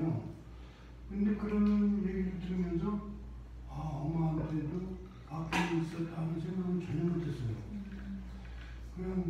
그냥처럼 담담하게 말씀을 하셔가지고 그런데 지금 이걸 보니까 어머님이 그렇게 말씀하셨어도 어머님도 아픔이 계셨었겠다 하는 생각이 드네요. 그거 이해 못하면 그래 죄송하네요. 그때는 집집마다 다 사는 집이 없을 거잖아 동네에서. 누구든지 다 애들을 놓쳤지 하나둘은. 그래서 나는 그거를 그렇게 다 그렇게 겪는 거니까 그게 아프지 않은 줄 알았는데 이거는 상당히 아팠던 얘기네. 남자분들은 모르시는 것 같아요. 알아요. 남자분들은 그러니까 여자들은 그 출산을 경험하면요, 나 혼자 했던 내 몸 안에서 어떠한 생명이 자라나는 걸 경험한다는 것 자체가 여자들한테 굉장히 충격적이거든요. 게다가 출산을 통해서 그 생명이 현존하고 나랑 평생 같이 운명을 같이 하게 되는 존재가 된다는 이거 자체가 여자들의 그 인지 구조를 굉장히 크게 확장시키거든요. 그 공감 능력과 헌신에 대한 부분과 여자들도 출산하지 않은 여자들은 남자들하고 비슷한 것 같아요. 잘 모르더라고요. 그런데 출산을 경험한 여자들은 이걸 어떻게 말로 표현할 수 없을 정도의 깊이를 몸으로 완전히 체험하게 되는 것 같아서 이렇게 모성애가 굉장히, 그러니까 부성애라고 하죠. 부성애가 굉장히 강한, 깊은 아버지들도 간혹 있기는 한 것 같아요. 그런데 많이 안 보이죠. 네. 이거를 죽음하고 생명이라는 관점에서 다른 얘기인데 나는 의학적인 지식이 없어가지고 그게 맞는지 안 맞는지를 모르겠어요. 어떤 사람이 백혈병이 걸려가지고 그 사람이 골수이식을 다른 사람이 마침 준다고 해서 골수이식을 했대요. 근데 그 사람 얼굴형이 잘생긴 얼굴이 있었는데 막 체험관처럼 변하더래요. 이식을 받으신 분이요? 골수이식을 받아가지고. 네. 근데 그게 의학적으로 사실인지는 모르겠어요. 그랬을 적에 그 사람 생명인지 다른 사람 생명인지 그거를 어떻게 정의할 수 있을지, 그것도 또 그렇게 해서 사는 거지 본인이 계속 사는 거라고 주장할 수 있는 건지 그것도 좀 생명이라는 게 참 어떻게 정의를 내려야 할지 모르겠더라고요. 그 골격이 틀려진 거라면 다른 사람 골격일 텐데. 우리 그 책 읽어보면 그 얘기하는 거잖아요. 내 몸을 이루는 걸 값으로 매겼더니 얼마가 나와. 내 몸이 이 정도의 값어치를 하고 있네. 그러니까 이 성분이라는 게 있잖아요. 몸을 차지하고 있는 성분들, 무엇하는 이거 다 해서 값으로 하나 했더니 뭐 $1000,000이다. 이렇게 그 책에서 기술을 하고 있더라고요. 그런 그렇게 그런 그 시각으로 본다면 그 인간을 그냥 어떤 성분의 그냥 합의를 본다면은 지금 말씀하시는 그 부분도 그 어떤 성분에서 성분 하나 빼내고 다른 성분을 넣어서 생명을 유지하는 그 이론의 과정 이렇게 받아들일 수 있겠지만 인간은 정말 그런 단순한 그 유기체의 조합으로만 결정되는 존재가 아닌 것 같단 말이죠. 그래서 뭔가 이렇게 말씀하시는 부분에 대해서도 고민하게 되고 이게 과연 옳은 일인가 따져보게 되고 그래서 그렇게 뭐 생명이 연장이 되면 그 사람한테 그게 어떤 의미인가라는 생각을 하게끔 만드는 것 같아요. 저는 아까 그 선생님 말씀하셨듯이 남자분들은 잘 모르는 것 같아요. 그러면 지금 공감을 하면서 어느 정도는 이해를 합니다. 아니 모르시는 것 같아요. 펜슬리는 치지. 일조를 했다고 펜슬리는 치는데 전혀 모르시는 저는 것 같아요. 읽으면서 굉장히 마음 아팠어요. 그럼요. 붉은 행성을 위한 브로셔를 읽으면서 네. 우리 실생활하고 상당히 연관이 있는 그런 구절들이 있어요. 어느 정도의 불확실성을 수용해야 하는 과학의 기본 미덕들이 적어지기 시작했다. 이런 이런 것이 그리고 여기 뭐 보면 이지경이 교수님 붉은 행성을 위한 브로셔를 여러 차례 반복 연주될 수밖에 없었다. 이런 것이 무슨 사실이 달라지는 거에 따라서 춤추는 거가 되잖아요. 정권이 바뀔 때마다 다른 춤을 춰야 되는 그런 백성들. 한 가지 춤만 추면 안 되나? 하는 그런 것. 그리고 어느 정도 불확실성을 수용해야 되는 진보든 뭐든 보수든 어느 정도 불편함을 서로 감수하려고 해야 되는데 그것도 감수하려고 안 하죠. 저희 주장만 하지. 불편함을 전혀 인정하지 않으려고 다른 걸 인정하지 않으려고. 그래서 이걸 읽으면서 야 이게 우리 실생활하고 상당히 관련이 되는구나 하는 생각을 많이 했어요. 저는 이걸 가져왔어요 이번에. 그리고 거기 가서 읽었어요. 표는 빨리 잘하고 나는데도 두 번 읽었어요. 두 번. 거기 가서 이게 또 왜 이렇게 무거워 가방에 놓고 갔더니 무겁잖아요. 이거 무거워. 그 무슨 그 코스모스를 읽는 거 사람들이 자꾸 읽는 분 쳐다보더라고요. 그런 얘기 있잖아요. 그 코끼리 그런 얘기 많이 하죠. 그 장님 코끼리 만지기식이라고. 내가 살아가는 내 시야가 사람들은 내가 옳다라고 믿는 그 폭이잖아요. 그런데 수많은 사람들이 어떠한 지점에 대해서 내가 옳다라고 이야기를 하고 있는데 저희는 상상으로도 나도 옳고 이 사람도 옳을 수 있어를 인식을 아예 못하는 것 같아요. 내가 인지하고 있는 이 폭을 감당하기도 어려워서 다른 사람들이 어떻게 인지하는지 그거를 예측으로 따라가기도 굉장히 어려워하고 있는 것 같아요. 예를 들어 두 분은 지금 굉장히 오랜 세월을 같이 함께한 친구시잖아요. 그렇지만 정말로 입장을 완전히 바꿔놓고 춘우님이 드니프로님의 온 생애를 똑같이 모두 예측할 수는 없는 거죠. 아무리 친하고 아무리 오랜 세월을 같이 한다 했어도 그게 인간이 가진 한계이지 않을까라는 생각이 들거든요. 그렇게 되면 똑같이 그 상황을 예측하지 못하기 때문에 모순점을 계속 발견해낸단 말이에요. 난 이렇게 생각하는데 저 사람은 나랑 다르게 생각하는 그 모순 지점을 발견하면 우선 마음이 상하죠. 마음이 상해서 대화의 폭을 만들지도 못하잖아요. 마음이 상했으면 그걸 가지고 막 대화의 장을 열어서 네 생각은 이렇구나, 넌 이렇게 느끼는구나 하고 같이 함께 공감하고 인지할 수 있는 영역을 넓혀야 되는데 저희는 또 말 섞기 싫어 이렇게 이야기하거든요. 그것이 과학적인 사고방식을 후퇴시키고 결국에는 내 감각만 남는 그런 오류를 계속 만들어내지 않나라고 생각을 합니다. 왜 그렇게 남의 일에 관심이 없죠?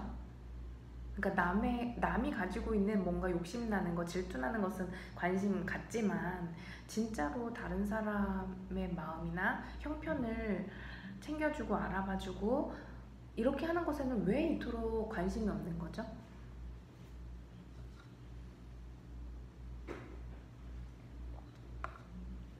관심이 없나?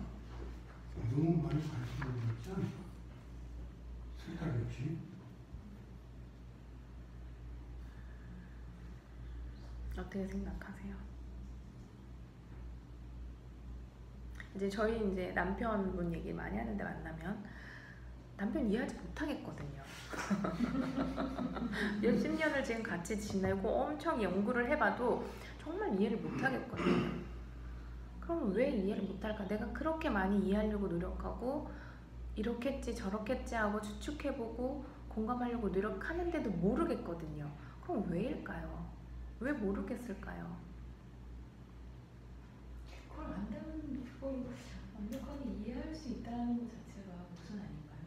나도 내가 하는 행동의 그 몇 프로는 정말 나도 모를 때가 있는데 그걸 이성적으로 항상 이건 이래서 저래서 이거 다 구축해놓고 그걸 설명할 수 있을까라는 건 그건 좀 어려운 것 같고요. 모를 수밖에 없을 것 같아요. 그 정말 그러면 그 자신이 되지 않는. 그러면 모를 수 있다라는 가정을 두고 사람을 대해야 되잖아요. 네.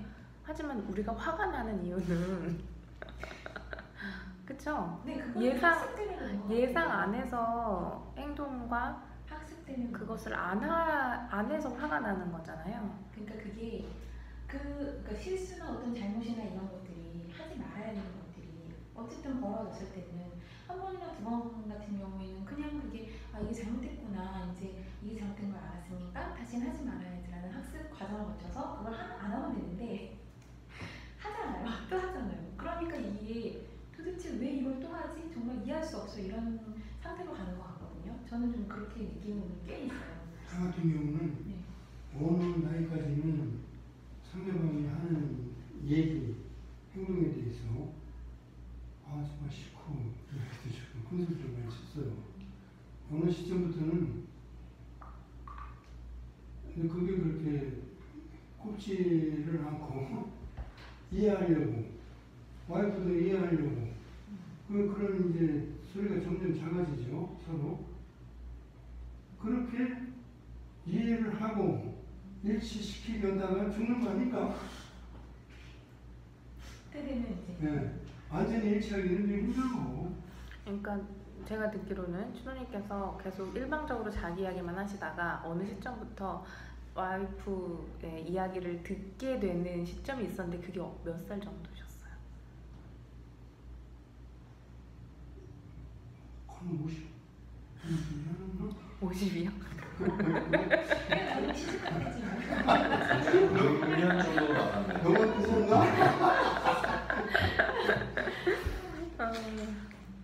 트윈프로님은 어떠세요? 저희가 아까 빛이 커뮤니케이션이다라고 했거든요. 커뮤니케이션은 저희가 당연히 다 노력을 해야 될 지점이라고 이야기를 하고 있는 건데 트윈프로님은 어느 지점에서 가장 어려우셨나요? 그 사람하고 얘기해. 똑바로 얘기해. 지금 그렇지. 그냥 해결될 수 없는 것 같아. 아니 드리프로님이 그렇게 말씀하시면 저희는 어떻게 이건 정말 그렇게 오랜 세월을 같이 경험하고 겪으시면서 이야기를 많이 하셨을 텐데도 여전히 그 사람 트랙터대로 사는 거. 두 사람 중에 지는 사람이 하나 성질이 다르지. 하나가 지고 하나는 계속 유지하고. 그 동양적인 사고방식이 오그러냐, 성적인 사고방식이 오그러냐. 여기 이제 미국 같은 경우는 외국인하고 오래 살았기 때문에 서양적인 사고방식이 있어요. 내한일만 하면 상대방이 무슨 일을 하고 그런데 그것이 또 나쁠 때도 있어요. 그러면 우리는 어디를 차를 타고 몰고 가면은 우리는 장거리 가면은 100% 내가 운전하는 걸 원칙으로 알아요. 그냥 너 운전해. 근데 여기는 30분 운전하면 너도 30분. 나 30분 했는데 왜 안 해? 이게 하는 거예요. 그럼 같이 하죠. 우리는 그냥 나는 하루 종일 일도 내가 해. 그러면서 와이프한테 야너 나 좀 운전했으니까 조금만 해? 물어보지도 않아요. 이틀이라도 내가 해. 근데 그렇게 따지면 운전을 했으니까 뭐 밥은 너가 해라든가 그렇죠. 운전 바깥에 나가면은 집에서는 아내가 있으니까 바깥에서는 쉬어. 그러면 이거네요. 바깥에서 내가 다 할 테니까 집에서 네가 다 해. 이렇게 될 수 있죠. 그래도 어차피 똑같은 거 아닌가요? 아니 그럼 보상을 제시했으니까 바깥에서 보상도 하지 마요. 그럼 뭐가 달라요? 보상도 하지 말아요. 그러면 데이브로님은 집에서도 내가 오늘 밥 했으니까 다음에는 네가 해 이렇게 하시나요? 운전을 내가 좀 했으니까. 일단 저는 너무 얻어먹고 이제 제 안사람은 굉장히 그 개성이 강한 사람이에요. 그래서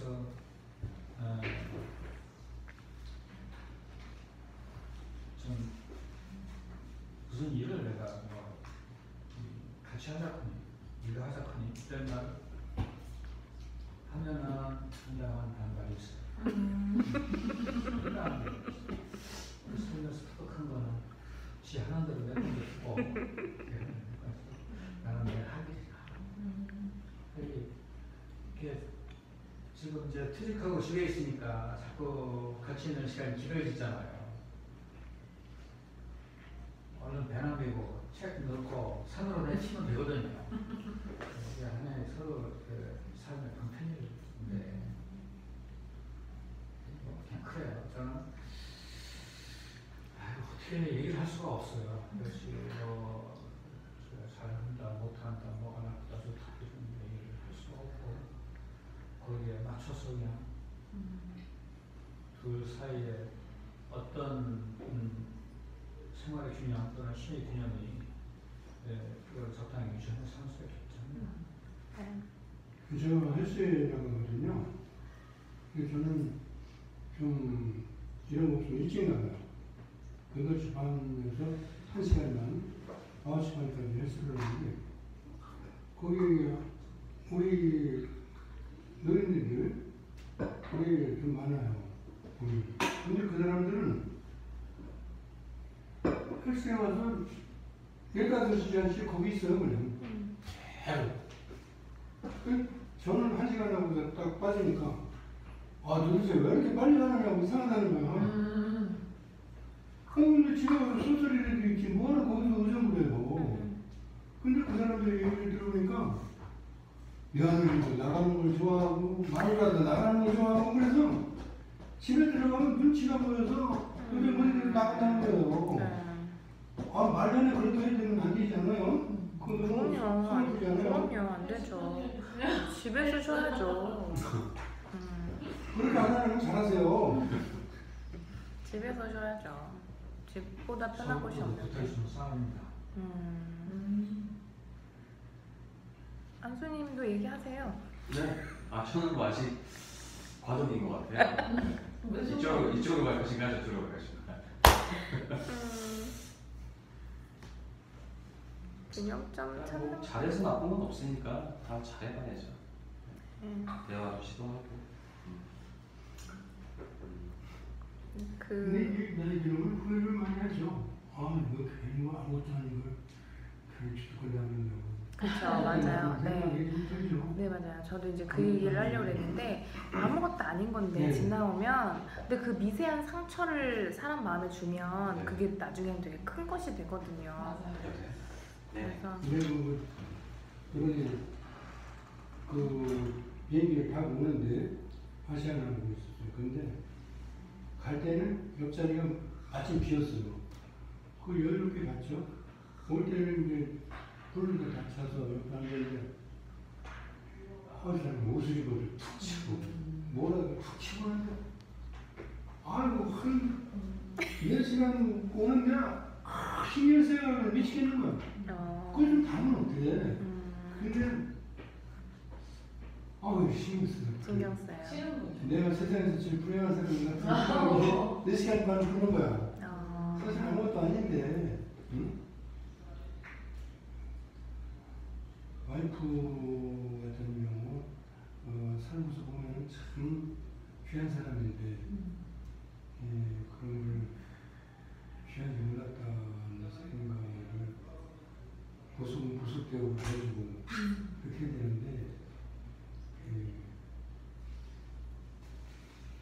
두 명이 치우라지 않았나 미안한 것 같은 게 많지.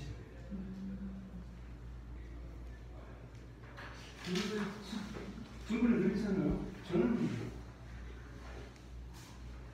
빨래를 다른 사람이 넣으면은 내 맘에 안 차면 다 걷어와서 다시 넣으라고. 그래서 빨래는 넣을 생각을 안 해요, 사람들이. 누가 세자기를 돌리건 넣는 건 제 생각이에요. 그건 아무렇게나 넣었다가 그 질서 정연한 어떤 그 추노님만의 여기는 행거 쓰는 거, 저기는 뭐 긴 거, 여기는 짧은 양말만 넣는 거예요. 그렇게 구역을 정해놓고는 저는 어떤 데 가면은 양말 넣는 데다가 행거 해가지고 걸어놓고 그러면 이거 도대체 뭐야? 이거 누가 넣었어? 무슨 돈으로써 하고 한번 그 상대방한테 누가나로서 이렇게 잘못했다고 지적을 하면 그다음부터는 그 일이 전부 아니 나는 내가 그냥 하는 대로 좀 못마땅한 건 내버려 난 내가 해. 집안일 중에서 그게 그 사람 일을 계속 남아있지. 자꾸 내가 잘하니까 내가 하지 하면은 한정없이 일거리가 넘어간단 말이야. 꿀먹은 덩어리처럼 레드발처럼 가만히 있는 게 상식. 한번 넘어오면 계속 네가 빨라돌아. 나이가 들수록 할 일이 많은 것이 좋은 거야. 나이가 들수록 할 일이 없는 것이 그게 저 그거 하나 궁금한 게 있어요. 제가 그 두 분 앞에서 가끔 제가 나이가 들수록 이런 말씀을 못 드리겠고 왜 점차 이렇게 시간이 흐를수록 할 수 있는 능력치가 한계가 오잖아요. 체력이요, 체력. 네. 그 전에는 뭐 1에서부터 10가지를 할 수 있었다. 근데 점점 이렇게 줄어들고 이제 하위 1에서부터 5까지밖에 못해. 하위 1에서부터 이제 3까지밖에 못해. 이런 시간이 오잖아요. 그랬을 때 뭐 혹시 이렇게 느꼈던 감정이나 혹은 그랬을 때 뭐 어떻게 뭐 이렇게 그걸 이렇게 어떻게 받아들이는지 뭐 이렇게 수용을 어떻게 하셨는지 이런 거 얘기해 주실 수 있나요? 그걸 한마디로 지금 말하라고요? 아니요. 뭐 한마디라기보다도 그런 경험이나 그런 게 당연히 그런 거 없으세요? 못 느껴져. 뭐 어떻게 생각해요? 조금 덜 할 수밖에 없으면 좀 덜 하고 살아야지. 갑자기 할 일이 없어져서 당황스러울 때가 있을지 모르는데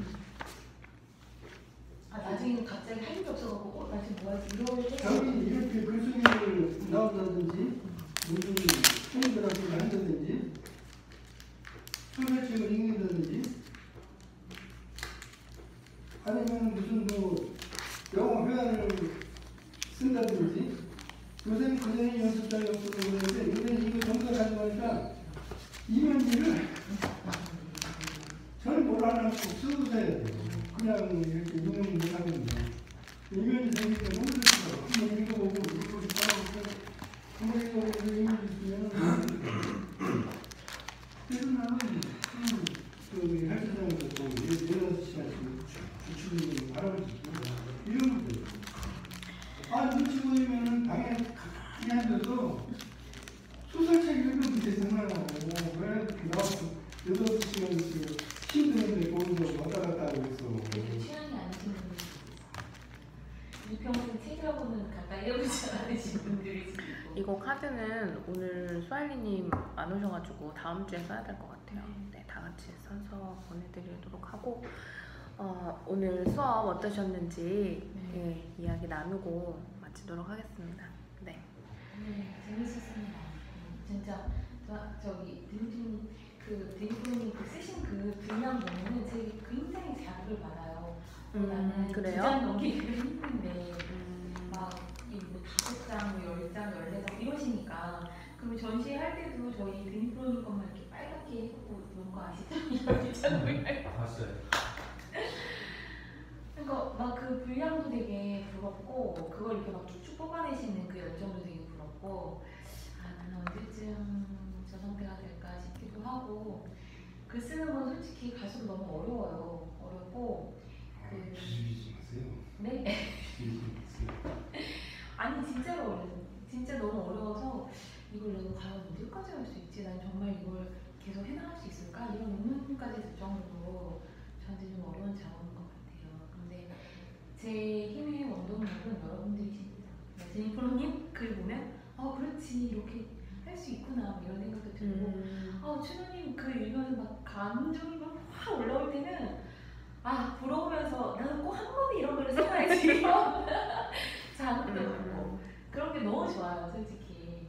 그러니까 이게 어느 책을 위해서 그 멀리 있는 작가들을 썼던 글을 읽는 거랑 좀 다른 차원이에요. 바로 그 실물들이 제 앞에 존재하는 거잖아요. 그 분이 이 글을 쓰신 분이 바로 앞에 계시고 옆에 계시고. 네, 그걸 이제 문우라고 하죠. 같이 글 쓰는 정진하는 친구들을 만난다는 건 네. 굉장히 큰 행운이라고 생각을 합니다. 막 그 인내심 있게 끝까지 막 이렇게 잡고 끝까지 써주시는 그 모습 보고 항상 배우고요. 감사해요. 네.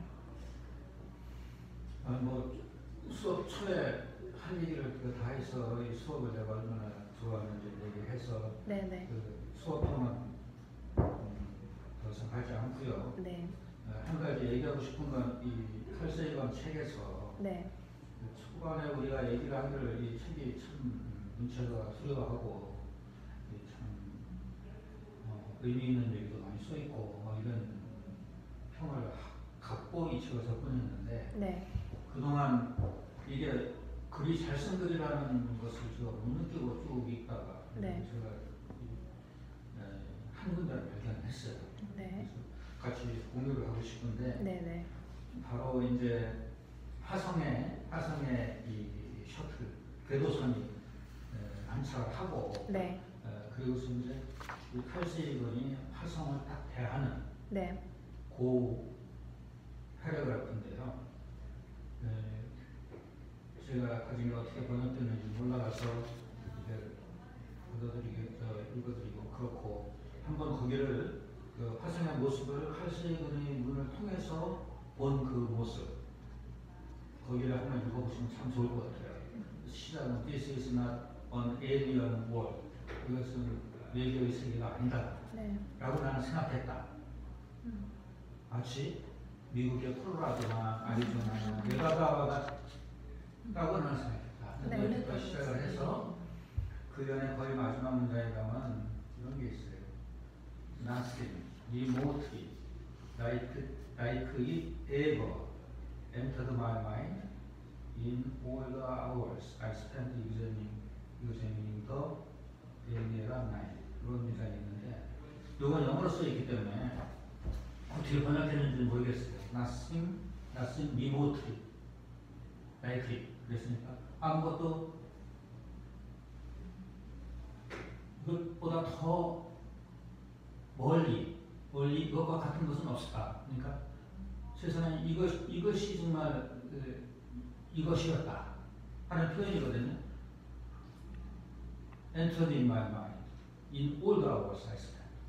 내가 소비한 모든 시간에 내 마음속에 들어온 모든 것보다도 더 감동적인 건 없었다. 이런 식으로 문장을 표현하는데 이거는 참 영문이죠.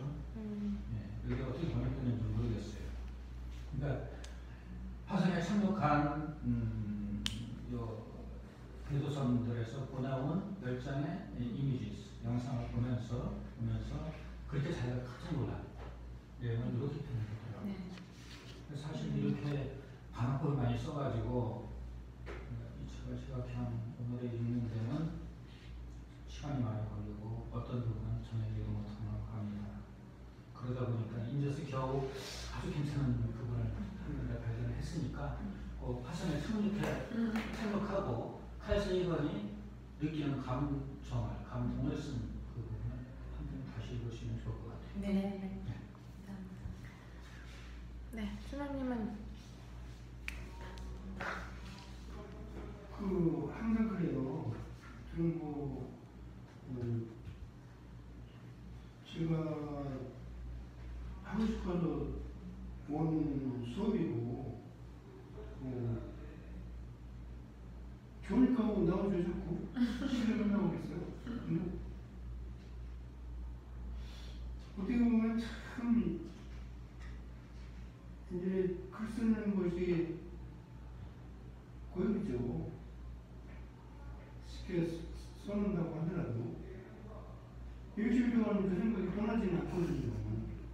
보내고 나도 이거 좀 뭐라고 그럴까 생각이 떠나지는 않죠. 그러니까 무슨 주제를 주면 그거에 대해서 계속 생각하고 다음 주에는 또 뭐를 다 또 연결을 시킬까 고민하고 이러니까 글쓰기가 안 늘 수가 없을 것 같아요.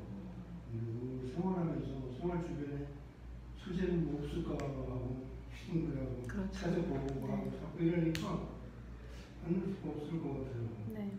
생각보다는 안 들어서 신경질 나지만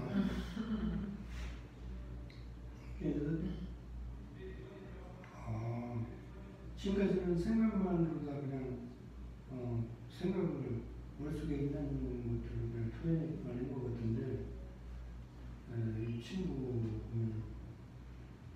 저는 일기쓰기 없거든요. 그래서 이 자료를 어떻게 모아야 이름도 없고 이 자료를 어떻게 모아야지 고민이 시작되는 또 일기 없는 사람을 어떻게 할까. 인터넷에서도 그걸 하는 데가 있을 텐데 인터넷에서도 내 경험을 똑같이 경험한 사람은 없을 테고 그래서 그 자료를 찾는데 어떻게 찾을까 고민을 해봐요. 그러네요. 자료 찾는 것도 작가가 하는 일이거든요. 그래서 해 나가면 더 좋은 경험들을 하시게 되지 않을까라고 생각이 들어요. 오늘 과제는 어떻게 생각하세요? 역시나 어렵죠. 어렵게 생각하면 하나씩 어렵고 쉽게 생각하면 하나씩 쉽고 뭐 그렇게 하네요. 아까 수녀님께서 그 한강 작가의 글을 보고 질린다고 하셨잖아요. 지금 제가 낸 과제가 그거예요.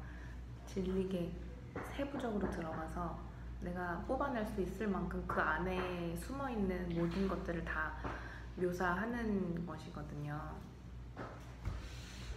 아무래도 선생님 이렇게 벗어나면 딴짓을 할 것 같아요. 너는 그 입을 잘 가져와. 이거를 지금 숙제로 글을 쓰게 되면 숙제를 가져올까 숙제로 쓴 글이 더 좋으면 숙제를 네. 이게 전에 했던 것처럼 써놓고 엉망인 글이 나오면 언덕 위에 파란줄로 가겠습니다. 네네. 시도는 해보시고 이게 기본 연습이거든요. 이 글 쓰기 연습 중에 이것은 그러니까 이렇게 해보시기 바래요. 자기도 모르는 글과 이야기가 나올 수 있어요. 집중하시다 보면 한 번 더 배우신다 생각하고 도전해보시기를 바랍니다. 두통리는 사람 네, 오늘 수업도 그러면 마치겠습니다. 수업. 감사합니다. 이렇게 안